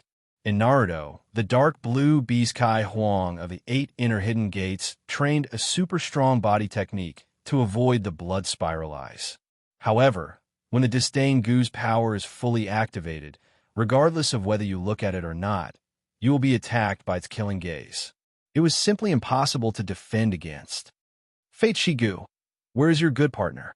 After this incident, Shun Lian became more and more anxious. The mystical power of the strange Gu made him very envious. However, he also knew that he could not be anxious, so he suppressed the desire in his heart and looked at those brocade boxes one by one with the Fate Shigu. Unknowingly, several days passed. In front of the 19th row of shelves, Shun Lian put down a brocade box inside. Then, he picked up the brocade box next to him and opened it. He couldn't help but be slightly stunned. There was a Gu in the brocade box. Its shape was very strange. At first glance, it looked like a scorpion, but upon closer inspection, its long tail was actually a snake. Half scorpion, half snake, Shun Lian clicked his tongue. He had been searching for Gu for days and had seen all kinds of Gu. He could be considered to be experienced and knowledgeable. Even so, he was still shocked by this strangely shaped Gu in front of him. Life-twisting Gu suddenly moved closer, slightly excited. Shun Lian's heart tightened. Could it be? His eyes shone brightly, revealing a look of great anticipation. Seeing the life-twisting Gu walk over, the half-scorpion, half-snake, Gu suddenly woke up. After being stunned for a moment, it jumped out and ran towards the life-twisting Gu, circling around it and rubbing against it intimately. This scene was extremely similar to dogs seeing their owner who had just returned home. And this was also the first time Shun Lian saw Gu. After seeing the life-twisting Gu, it didn't want to run away or tremble in fear. Instead, it rushed towards the life-twisting Gu so intimately, as if it had reunited after a long time. Ha, found it. Shun Lian was stunned for a moment before he became overjoyed. Actually, searching for Gu aimlessly was like searching for a needle in a haystack. Not only was it time-consuming, it was mentally exhausting and very tiring. Finally, hard work paid off. Huff, I need to calm down. Shun Lian took a deep breath, his thoughts churning intensely. The Gu Garden has a human Facebook that monitors the customer's every move. My purchase of this strange Gu will definitely be recorded. What exactly is this strange Gu? The Gu Garden doesn't know. But this might be because they didn't identify it, but that doesn't mean other people can't recognize it. If one day someone recognizes this strange Gu, and through this Gu, discovers the existence of a life-twisting Gu, this hidden danger cannot be ignored. With a quick thought, Shun Lian realized that he couldn't let the Gu Garden leave any records. What should he do? Spend money to bribe Duan Rongrong to not leave any traces or tamper with the records. Every strange Gu here is recorded. I'm afraid Duan Rongrong won't be able to do anything. Shun Lian shook his head, but quickly rejected this idea. Suddenly, Shun Lian shuddered and thought of a good idea. Duan Rongrong said it herself. Among these strange Gu, there might be harmful Gu. My heart-eating Gu has great potential. Shun Lian looked around. Duan Rongrong was not around, and no one was watching. He quietly kept the half-scorpion, half-snake Gu and released the heart-eating Gu into the brocade box. The heart-eating Gu transformed into a half-scorpion, half-snake Gu. Then, Shun Lian took the brocade box and went to find Duan Rongrong. Are you sure you want this strange Gu? Duan Rongrong looked at the half-scorpion, half-snake Gu and showed some surprise. Shun Lian nodded seriously. This strange Gu seems to be fated with me. Yes, I have an impression of this strange Gu. About 12 to 13 years ago, someone found this Gu by chance. Its shape was very strange, and everyone thought it was a powerful Gu. But no one could identify this Gu, and no one could refine it. As time passed, it had no choice but to be kept in the strange Gu area. Duan Rongrong recalled. Shun Lian's brows raised, and said hesitantly, could it be a harmful Gu? To tell you the truth, my luck has always been bad, and I always meet with unlucky things. Duan Rongrong's gaze flashed, and after pondering for a while, she said, "How about this? I'll test it again for you." Saying so, she opened her palm. A bright ray of light suddenly gushed out from her palm. In the light, a mirror appeared. It was oval in shape, and its frame seemed to be surrounded by beautiful jade. It was very beautiful. Duan Rongrong's expression turned serious and said solemnly, "This is my goo. It is called clear mirror goo.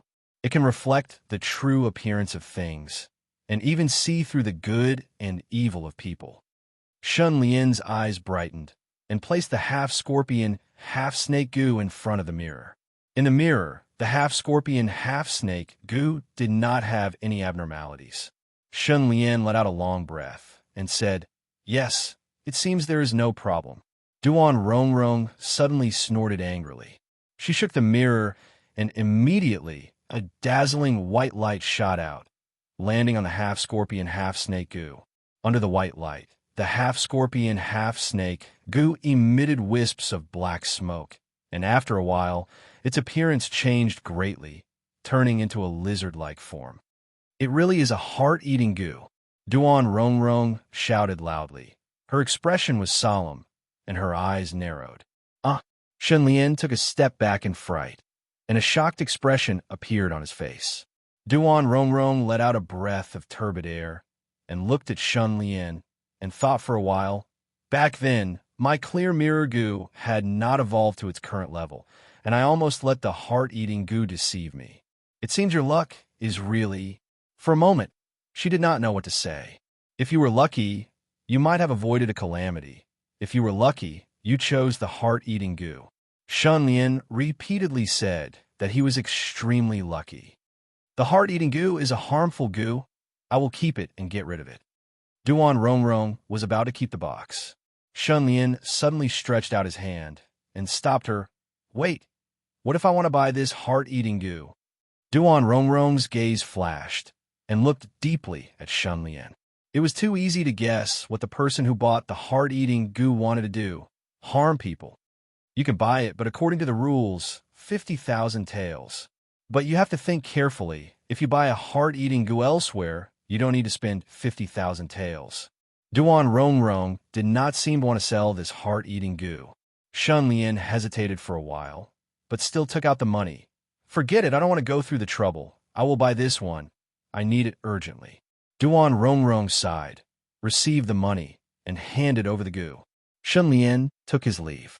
Duan Rongrong watched him leave and slowly retracted her gaze.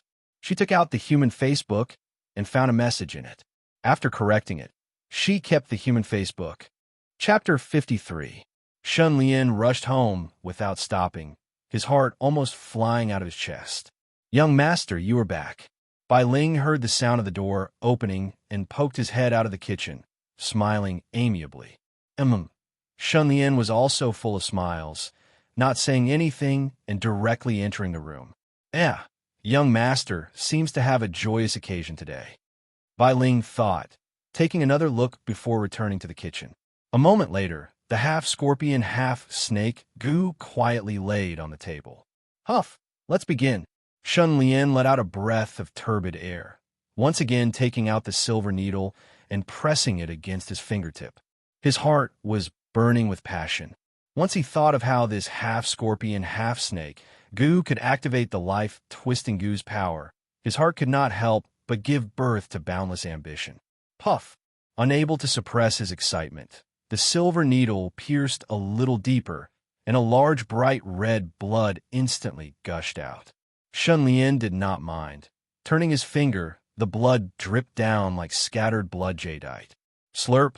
In front of the fresh blood, the half-scorpion, half-snake goo drank it like it was wine, extremely crazy, revealing a thirst Shun Lian had never seen before.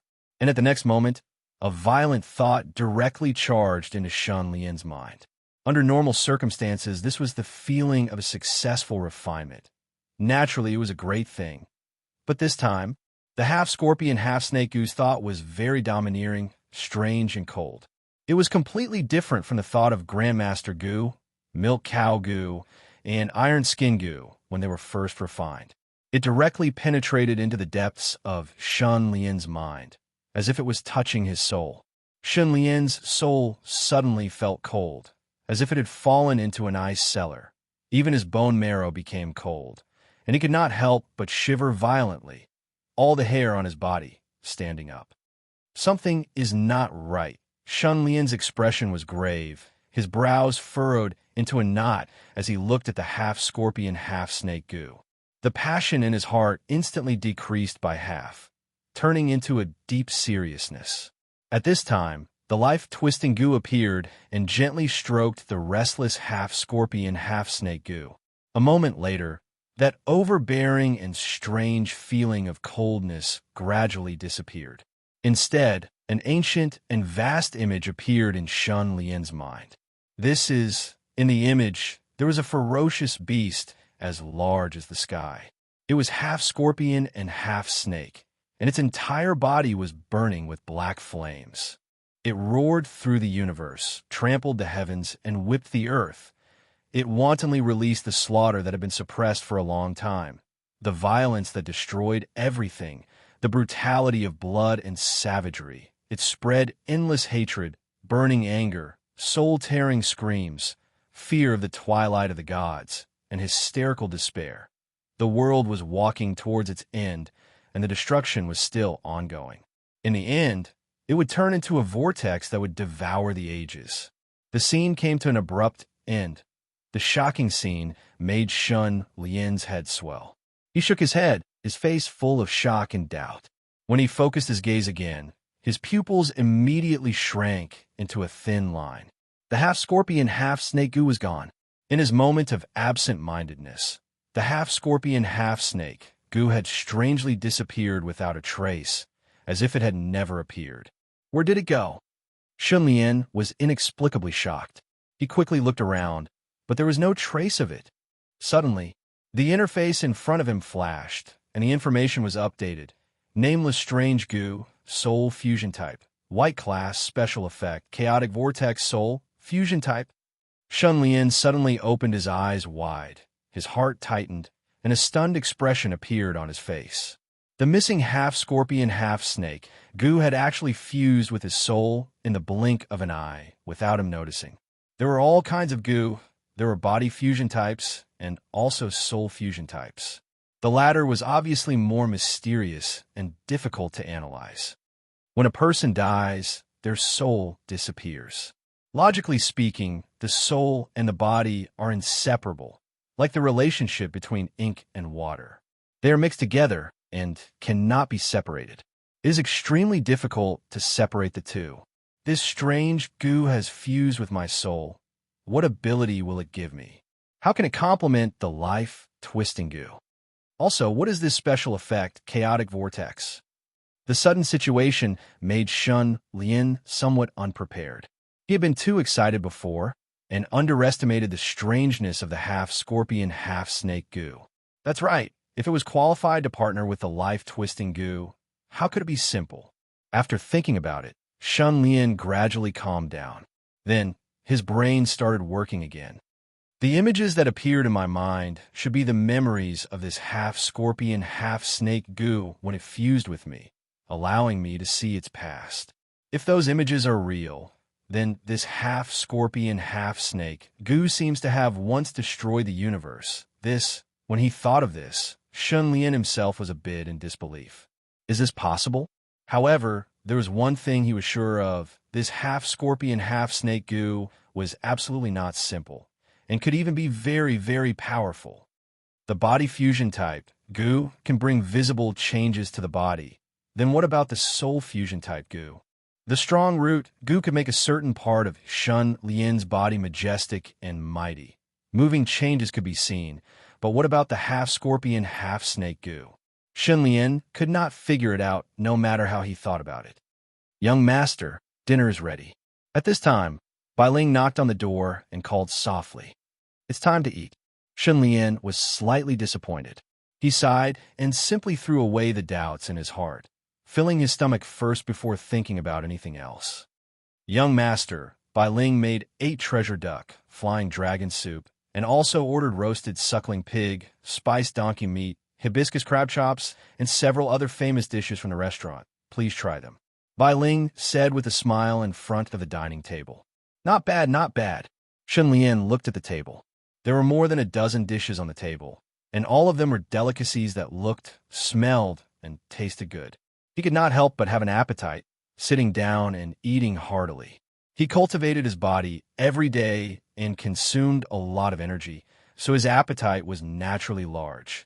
He even specially ate good food, and this meal was equivalent to an ordinary family's monthly expenses. Bai Ling chewed and swallowed slowly. At this time, Shun Lian suddenly heard a noise coming from outside. It sounded like two women were quarreling and cursing on the street, and they were quarreling very fiercely. Bai Ling listened for a while and said with a bitter smile, "It's the mother-in-law next door and her daughter-in-law quarreling. They seem to want to separate from the family." It was very common for sons and daughters-in-law to want to be independent, separate from their parents, and live their own lives. When they quarreled, it was nothing more than the problem of the family property distribution. Shun Lian was not in the mood to care about such trivial matters. He quickly finished his meal, rinsed his mouth, and paced back and forth in the courtyard. His mind was full of thoughts about the half-scorpion and half-snake goo. Who would have thought that the quarreling outside would not end? And it made Shun Lian a little irritated. Shun Lian walked out of the door, turned his head, and was immediately stunned. In front of the door next door, two women were 1 meter apart, pointing their fingers at each other and cursing endlessly. There was also a man squatting in the corner of the door. His face was very ugly, and his eyebrows were deeply furrowed. He did not say a word. This scene naturally did not make Shun Lian stunned. What made his body tense was the black vortex hovering above the three people's heads. A black vortex the size of a millstone, about 3 meters above the ground, enveloped the two women and the man. The scene was indescribably strange. Could it be a monster? Shun Lian's heart trembled, and he subconsciously pressed down on the chasing wind sword. At this time, Bai Ling came out. She looked at the two fierce-looking women and shook her head speechlessly. Bai Ling can't see it. Shun Lian was surprised and hurriedly asked Bai Ling to look at the top of their heads. Sure enough, Bai Ling looked up for a while with a blank expression. She did not know what Shun Lian was asking her to look at. There were many neighbors surrounding them, and they did not mind watching a show. However, no one noticed the existence of the black vortex. Could this be the so-called chaotic vortex of disaster? Shun Lian thought to himself. He carefully observed for a while and saw that the black vortex was getting thicker and thicker, and it was constantly sinking. It was as if something was brewing, and it was about to be born. Shun Lian's eyelids twitched. His intuition told him that he should do something at this time. Life playing goo, bewitching people's hearts. A bolt of lightning flashed across Shun Lian's heart. He looked pensive and suddenly had an epiphany. "Why are you quarreling? Beat her up." Someone in the crowd suddenly shouted. It was Shun Lian. His words seemed to have some kind of magic, like adding oil to the fire. The mother-in-law and daughter-in-law who were quarreling couldn't help but rush to each other and finally started to fight. They tore each other's hair, punched and kicked each other, and started to fight. The man at the door looked at his mother and daughter-in-law, fighting with a conflicted expression. He did not know what to do. After a while, he walked over and tried to pull them apart. At the same time, the black vortex suddenly fell and enveloped the three people. The black vortex spun rapidly, like a black hole that was brewing a tragedy, and it swallowed the three people. In the end, the man who was swaying left and right could do nothing. He could only watch his mother and daughter-in-law fight. The black vortex fiercely spun, and the three people fell into the center of the black vortex. The mother-in-law was very valiant. She was tall and strong. She pushed her daughter-in-law to the ground. When her daughter-in-law fell to the ground, the mother-in-law went up and kicked her a few times. The daughter-in-law could not dodge in time. Suddenly, she felt a stone and threw it out. With a muffled bang, the mother-in-law fell to the ground with her head broken and bleeding. The man was stunned, and so was the daughter-in-law. There was a burst of exclamations around them. Only then did the crowd rush to save the mother-in-law and carry her to the clinic. The mother-in-law left, but the black vortex was still there. It began to condense towards the center. Finally, it turned into a pure black object the size of a rice grain. After a flash, it flew towards Shun Lian and directly entered between his eyebrows. Boom! Shun Lian's mind seemed to rumble like thunder, and he was stunned for a moment. Then, the whole world returned to silence. In the silence, a strange sound suddenly sounded, bewitching the descent of human calamity. Obtained 100 bewitchment points. Light flickered on the interface, and 2 pieces of information changed. Nameless strange goo, bronze level 1, special effect, chaotic vortex, inner demon contamination bewitchment points. 120-inch, so it's like this. Shun Lian stood in a daze and thought for a moment. Suddenly, he understood. After pondering for a while, he climbed to a high place and looked around. He saw that there were black vortexes hovering between heaven and earth. Some of the black vortexes were gradually forming, while others were slowly dissipating. This half-scorpion and half-snake goo should be feeding on disasters and tragedies. Any place where a conflict breaks out will form a chaotic vortex. The person who has this goo can see these chaotic vortexes. My words just now caused the conflict to escalate, causing the 3 people who were shrouded in the whirlpool of calamity to meet with a tragedy. Their life trajectories have changed, and this is precisely how the life-changing goo bewitches people. Chapter 54. The stars were endless, and the night was alluring. Standing at a high place, Shun Lian looked at the black vortexes all over Ronghua City. They were like dark clouds gathering and dispersing in the sky. Shun Lian's heart was surging, and the blood in his veins was boiling. Bai Ling, bring me some wine. The wind and clouds of heaven and earth converge. A man's heroic spirit is boundless. Yes, young master.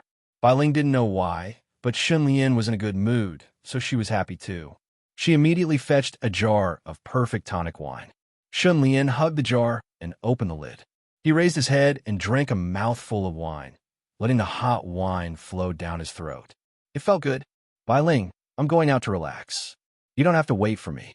If you're tired, you can rest. Shun Lian waved his hand and looked around like a king. Oh, okay. Bai Ling's bright eyes flickered. She felt that Shun Lian was a little strange today. It seemed that he was too happy. Shun Lian strode in a certain direction. He was moving very fast, like a whirlwind, bringing up smoke and dust along the way. He came to a fork in the street and stopped. Along the way, not a single drop of wine was spilled. Shun Lian looked up and saw 2 groups of people on the street. Each group had more than 100 people. They were clearly separated. Everyone was holding swords and sabers. The atmosphere was very tense, and it seemed that a war would break out at any moment. I just looked around the city. There's an extremely huge black vortex brewing here. It turns out that 2 gangs are going to fight tonight. Shun Lian's eyes flickered back and forth. He understood the situation on the field. Big Knife Gang and Axe Gang, 2 big gangs, were fighting each other for territory. There was constant friction, and the conflict continued to intensify. Gradually, they were like fire and water. They were going to fight tonight, and they were going to settle their grudges. However, they also knew that once the fight started, there would be casualties. They didn't fight as soon as they saw each other. The 2 gang leaders restrained themselves and walked to the middle to negotiate. Sai, since we're already here, it'll be boring if we don't fight. Shun Lian couldn't stand it anymore. He picked up a stone and threw it out. Someone from the Big Knife Gang screamed as his head bled. He immediately cursed, "Which bastard threw stones at me?" From where he was standing, the stone was thrown from the Axe Gang. Come out if you have the guts. The members of the Axe Gang looked at each other. Is that you? No. They were members of a gang, so they could lose anything but a person. A moment later, one of them stood up and shouted, "Yes, I threw it. I threw it at you. What can a bastard like you do to me?" The Big Saber Gang's side suddenly exploded. The 2 sect masters were in the middle of a war of words when the situation suddenly changed. They were a bit stupefied and had not yet figured out what was going on. The people of the Big Blade Gang picked up stones and threw them like crazy. Clatter, The members of the Axe gang immediately howled in grief, but they soon returned the favor. They threw stones, and some even shot arrows. The two sect masters were also furious. If you don't have sincerity, what's the point of talking? We'll kill you first. The black vortex shrouded and fiercely rolled down. Everyone was trapped in it. The bloody fight immediately began. The two sides rushed to each other, and a chaotic battle broke out in the street. They were all using real swords and spears. White swords went in, and red swords came out. Broken arms and limbs flew everywhere, and blood spilled on the ground. After an hour, the Big Saber gang retreated in defeat. The Axe gang actually didn't have much of an advantage. Both sides had lost 30 to 40 people. Shun Lian seemed to be waiting for something. The moment the bloody fight ended, the black vortex was as dark as ink. It gathered toward the center and turned into a peanut-sized pure black object. It flashed and flew toward Shun Lian, directly entering between his eyebrows. Shun Lian's mind was shocked, but nothing else happened. At the same time, a wonderful sound suddenly rang out, bewitching the descent of human calamity. You've gained 1,000 bewitchment points. Shun Lian was overjoyed. The corners of his mouth slanted upwards, and he had the urge to laugh out loud, but he forcefully held it back. After this incident, he confirmed one thing: bewitching people's hearts. Words were useful, actions were also useful. Even if they didn't say a word, they could cause the world to collapse and the sea of blood to flow backward. Life, Twisting Goo, and are simply a perfect match. Shun Lian thought for a while. He should give his half-scorpion, half-snake Goo a name. What should he call it? You are the representative of hatred. You are the friend of calamity and chaos. You are the death knell of peace. You trample on all living things, spread despair, and weave the end of the world. You are the endless calamity. Only the name of calamity is worthy of you. Light flickered on the interface, and the information was updated. Calamity Goo, Bronze Level 2, Special Effect, Chaotic Vortex, Heart Demon Contamination. It evolved by another level. Shun Lian thought for a while, and felt that this was not evolution, but recovery. Calamity Goo was originally a very high-rank Goo, but for some reason, it is now in a weakened state.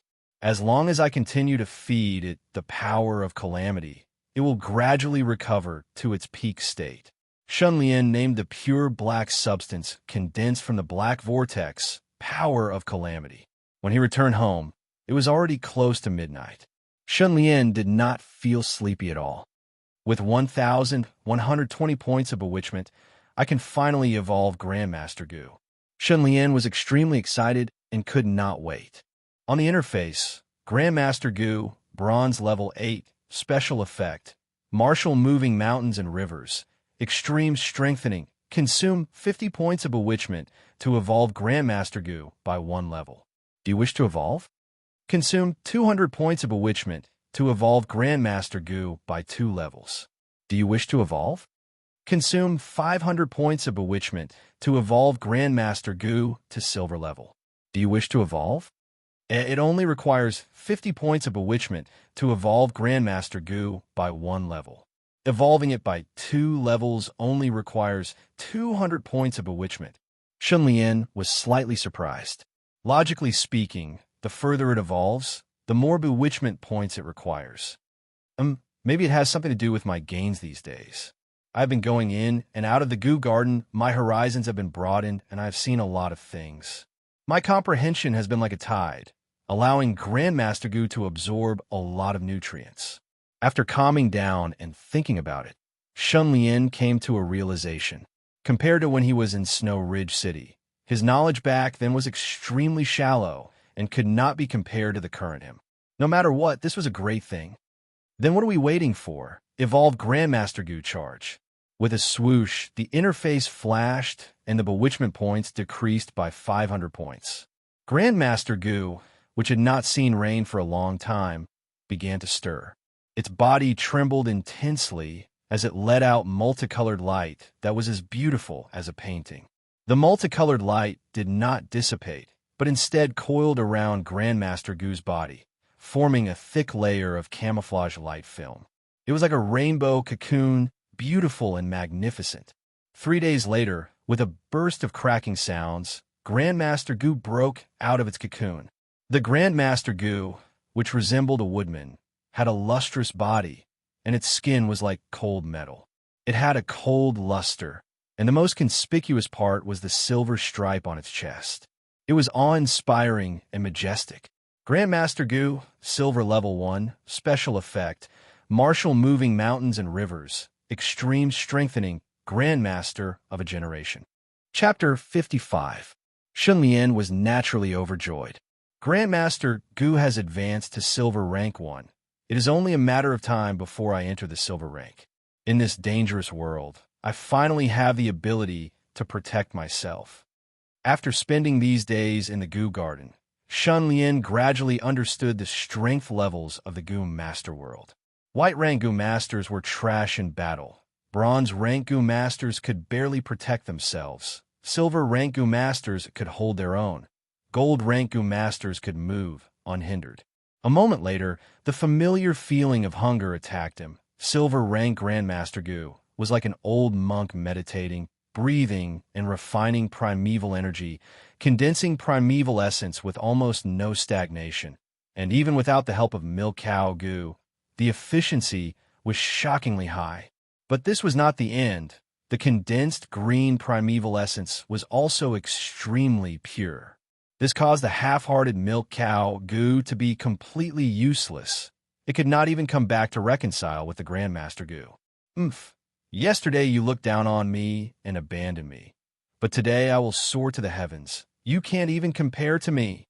A Silver Grandmaster Goo was simply domineering. It was unparalleled in the world. It was simply too awesome. Shunlian quickly drank the medicinal wine to replenish his primeval energy. In just half an hour, the green primeval essence in the Grandmaster Goo's aperture had risen to the 9th layer of space before slowly stopping. Next, I need to focus on strengthening my body and fuse the Dragon Heart Goo and the Strong Root Goo. I need to increase my talent as soon as possible and advance to the silver level.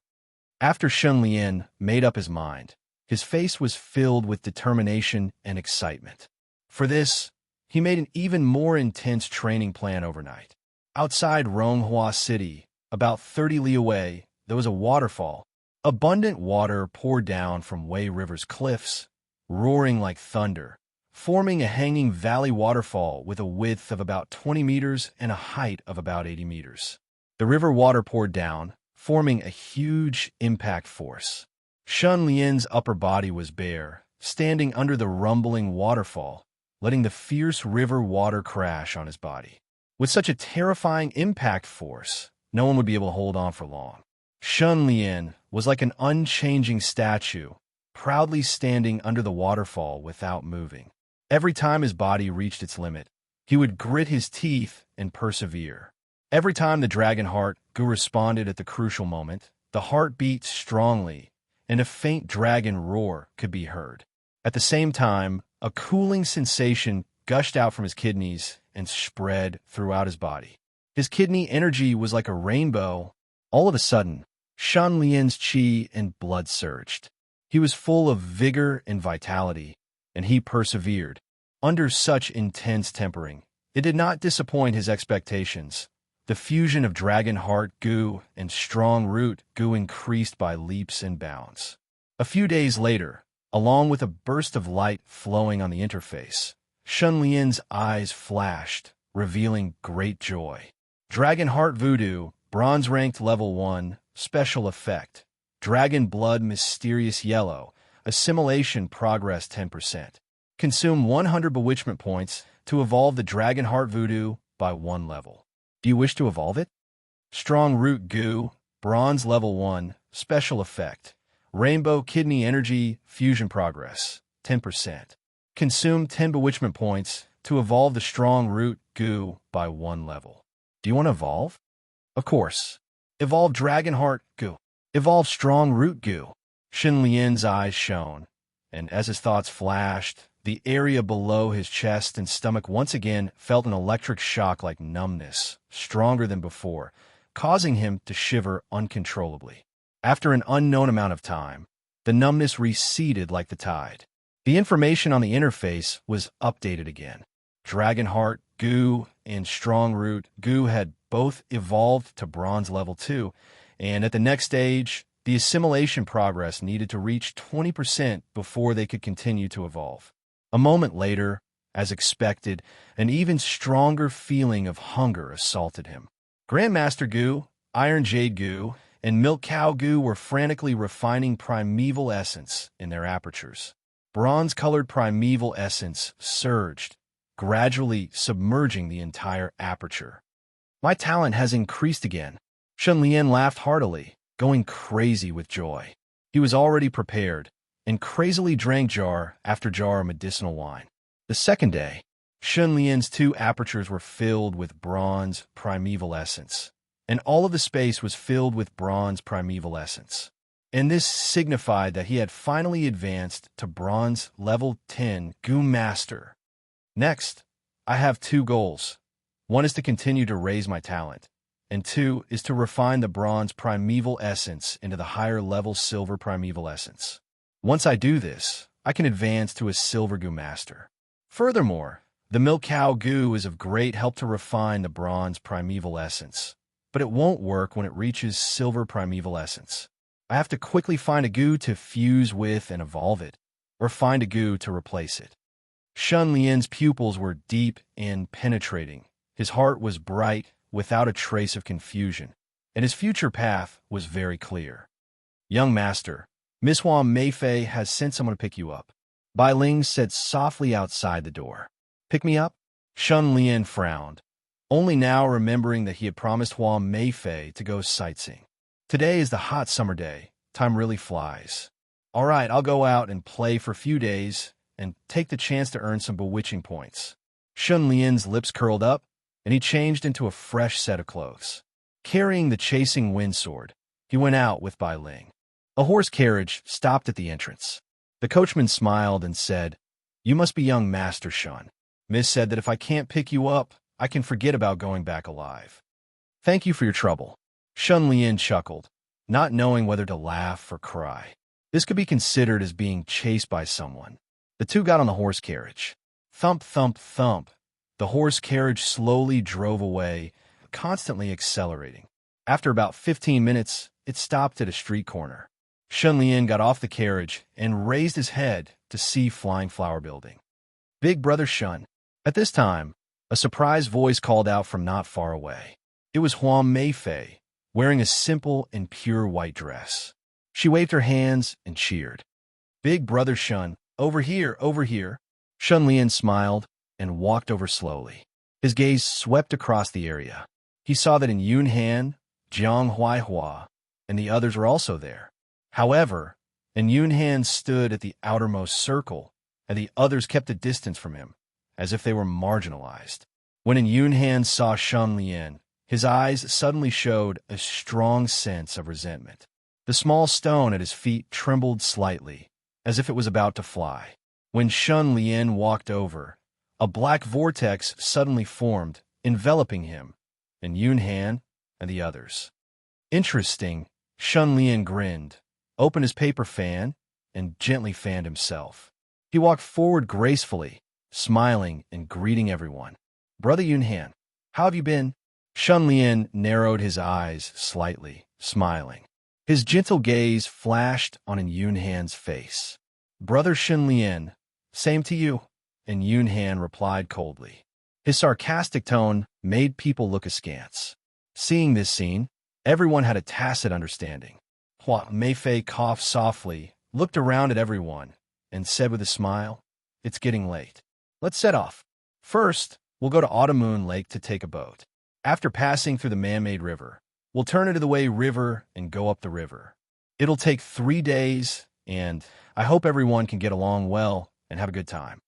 When she said the last sentence, Huang Meifei looked at Yun Han meaningfully, as if she was referring to something. Chapter 56. Everyone accompanied each other to Autumn Lake, where a painting boat was already waiting for them. This painting boat was extremely large, about 100 meters in length and 60 meters in width. It was divided into 3 levels, top, middle, and bottom, and was made from precious redwood. The top level was above the deck, with an extremely luxurious turret for people to play in. The middle level was inside the cabin, with luxurious rooms for people to stay in. The bottom level was the 60 boatmen. They were the wheels of this ancient world. When everyone boarded the boat, Jiang Huaihua walked in front with ease, introducing all aspects of this painting boat without stopping. This guy seemed to come here often, as if he was very familiar with the place. Shen Lian found it funny, thinking the geisha on the painting boat were all top quality. On the surface, they only sold their skills and not their bodies, but as long as you spend a lot of money, there would be plenty of them willing to sleep with you. No wonder Jiang Huaihua wanted to buy the strong root goo, but I wonder if he succeeded in refining it. When they arrived at the deck, they saw 20 orioles and swallows, holding wine cups and standing on two sides, welcoming them and cheering. "Come on board and drink a cup of wine. Great luck and great profit."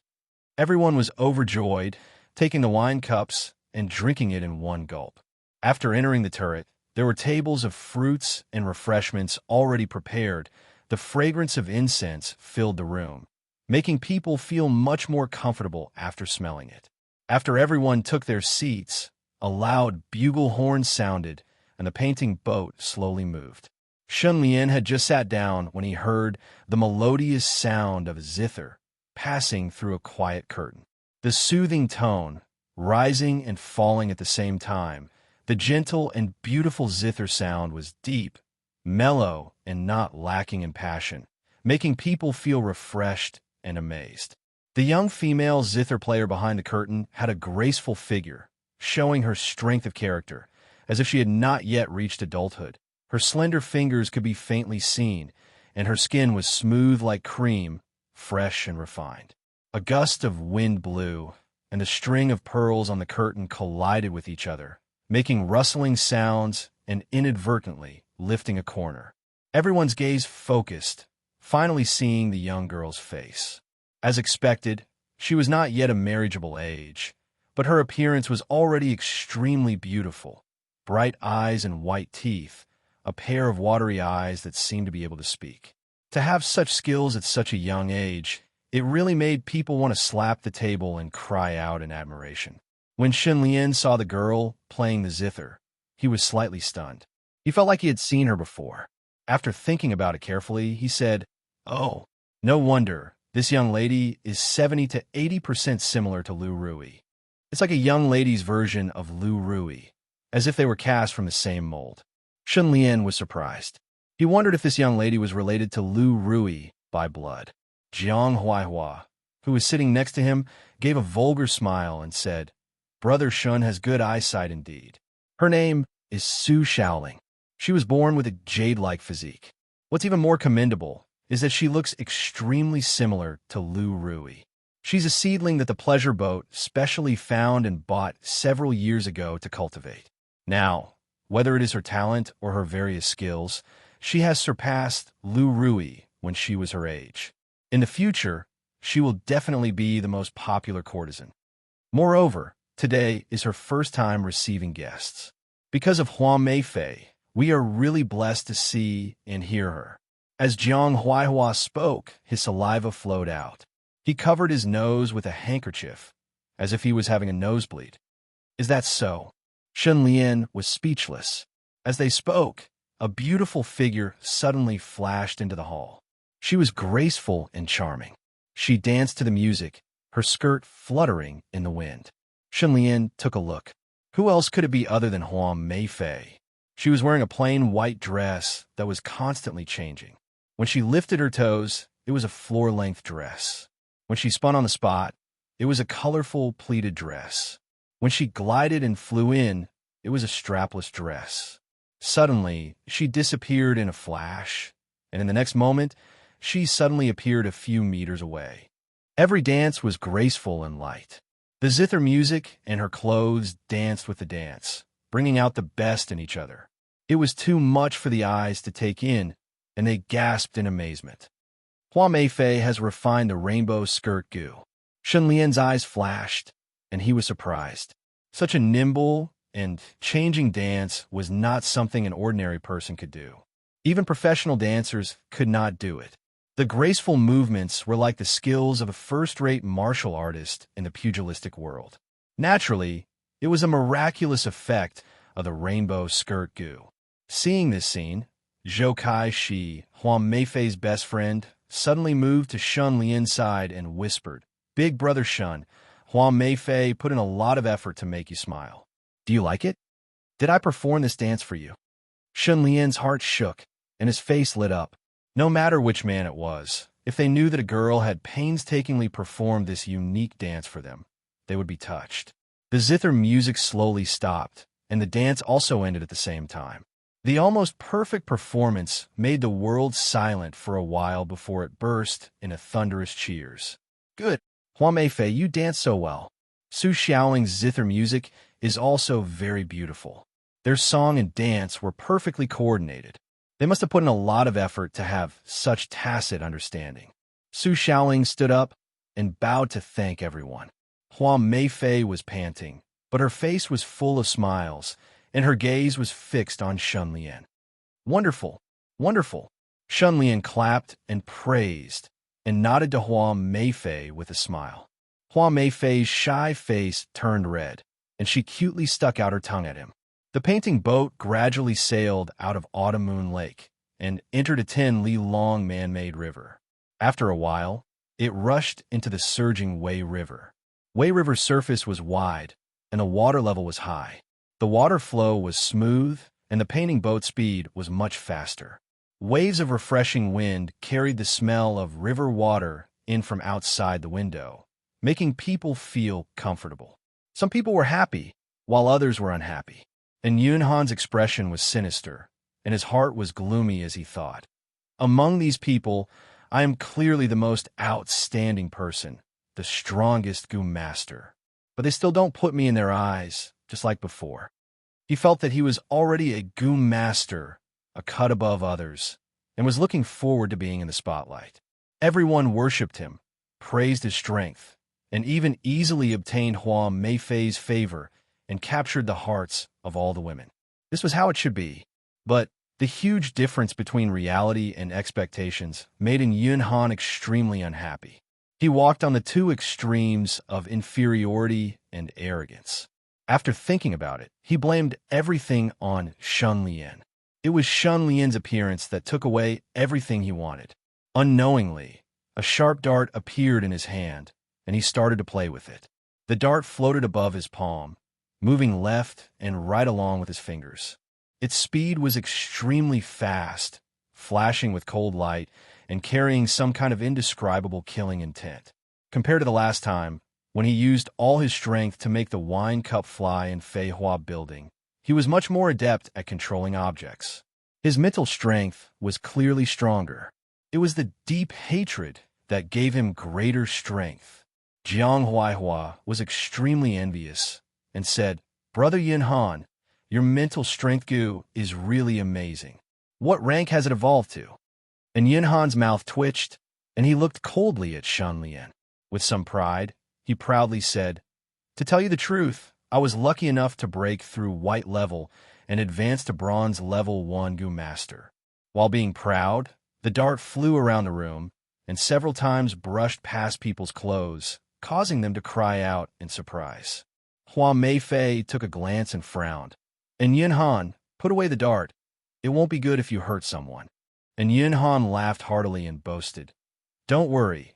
I've already reached the realm of being able to control objects freely. I definitely won't." Before he finished his words, a crashing sound was heard. The dart suddenly hit a vase, and the vase fell to the ground. The floor was littered with fragments. Huang Meifei fiercely glared at Yunhan, and Yunhan's expression immediately changed. The scene was extremely awkward.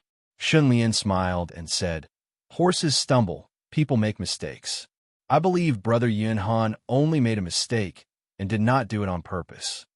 Huang Meifei's anger immediately turned into laughter. Brother Shun is still broad-minded and magnanimous. And Yunhan lowered his head, his veins popping out. The black vortex above his head became denser and denser and slowly sank down. Shun Lian took a glance, and the corners of his mouth curled up, thinking in his heart, Soon, right at this time, someone suddenly reported, "There's a fast boat behind us, and it seems to be coming for us." "Ah, we won't be robbed, right?" Jiang Huaihua exclaimed. "We have just entered the Wei River, and this area has always been peaceful. Nothing has happened." Everyone walked out of the turret and went to the deck outside. 3 miles downstream, an ironclad ship was advancing rapidly and soon caught up with them. The two ships advanced side by side. Someone on the ironclad ship put down a plank between the two ships, and more than 10 people stepped on the plank and boarded the painted ship one after another. Immediately, an even larger black vortex shrouded them. How can it be him? Hua Meifei's face suddenly turned ugly when he saw the young man with a sharp chin in the lead.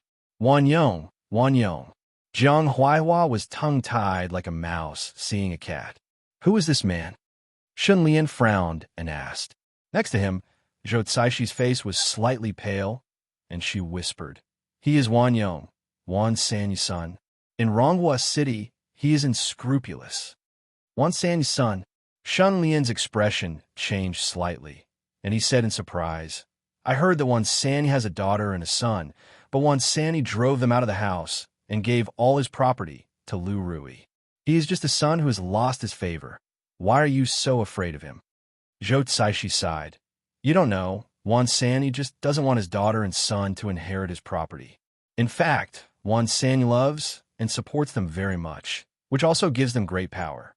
Didn't you see that? Even Hua Meifei can't afford to offend him." Wan Yong walked quickly, and his cold eyes fell on Hua Meifei, and he shouted, "Where is Su Shaoling?"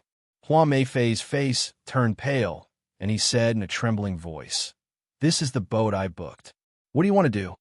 Wan Yong snorted disdainfully, his nostrils facing the sky as he grinned hideously. "Do you believe that I will strip you naked right now, defile you 1,000 times, and throw you into the river to feed the fishes? Your father and your uncle, the commander of the garrison troops, won't even dare to fart." Hua Meifei was ashamed and angry, and tears immediately came out of his eyes. However, everyone lowered their heads and kept quiet out of fear. No one dared to stand up for Hua Meiping. Wan Yong waved his hand and said, "Search." Behind him, more than a dozen big men rushed into the turret, and soon someone shouted, "Young master, found it!" Wan Yong's expression lit up as he hurriedly rushed into the turret. Everyone looked at each other, and soon, Su Shaoling's scream came from the turret, shouting for help. B*TCH, shut up. Why do you look so much like that B*TCH Lu Rui? Take off your clothes. Wan Yong's crazy and sinister laughter echoed on the deathly silent deck. Shun Lian touched the tip of his nose and glanced at a certain person, saying solemnly, "Brother Yunhan, you are the strongest among us. Please save Su Shaoling and punish evil and promote good." As he spoke, wisps of black smoke-like things formed from the black vortex and floated into Yunhan's forehead. Only Shun Lian could see this scene. His heart shook. This should be the new special effect of Calamity Goo, Heart Demon Corruption. When the power of words penetrated deep into people's hearts, shaking their wills and polluting their reason, people would go crazy. Sure enough, when Yunhan heard Shun Lian's words, he turned pale with fright. Aye. Everyone looked over simultaneously. That's right. And Yunhan was showing off his darts just now. And Yunhan took a step back and said in panic, "Why are you looking at me? He is Wan Yong. How would I dare to offend him?" So, Brother Yunhan does not dare to face evil and uphold justice, and does not even have the heart to be a hero, saving a beauty? Shun Lian sneered, and another wisp of black smoke shot into Yunhan's forehead. "I thought Brother Yunhan was a great hero who dared to take responsibility for his actions, but I did not expect you to be such an Yunhan. It is truly disappointing." And Yunhan was extremely gloomy as he argued. "Upholding justice, that also depends on the situation," Shun Lian snorted. "In other words, you only dare to bare your fangs and brandish your claws against enemies weaker than you, but when you encounter enemies stronger than you, even if the evil is right in front of you, you turn a blind eye to it?" And Yunhan was speechless. Anger rose in his heart. He hated Shin Lian for obtaining everyone's approval and love, hated everyone for ignoring him. He hated his own cowardice even more. The black vortex swallowed him little by little. When he came back to his senses, he was already standing in front of the turret door. He focused his gaze and saw Wan Yong pressing Su Shaoling down and tearing her clothes. "Ah!" And Yunhan screamed as if he had gone mad. The dart whizzed out, rushing straight toward Wan Yong. "Young master, be careful." A big man's eyes flashed, and he suddenly blocked in front of Wan Yong, catching the flying dart. Puff! The dart stabbed into the flesh of his palm, piercing through half of it. The big man grimaced in pain. Wan Yong was shocked and stunned for a moment. Suddenly, he became furious and roared. "Catch this brat! I want to cripple him." More than a dozen big men rushed forward, and Yun Han suddenly came to his senses, looking confused. "Where am I? What am I doing?" He did not have any martial arts skills. He did have psychokinesis, but he did not have any combat ability. Under the siege, he panicked and did not know what to do. He was knocked to the ground after 2 or 3 moves. More than a dozen big men punched and kicked, and Yun Han howled miserably. A moment later, Yun Han was crippled. Wan Yong came over with the dart, looking extremely gloomy. He raised it and stabbed it down, and raised it again and again, leaving more than a dozen bloody holes in Yun Han's body. Blood flowed all over the ground, and Yun Han was dead.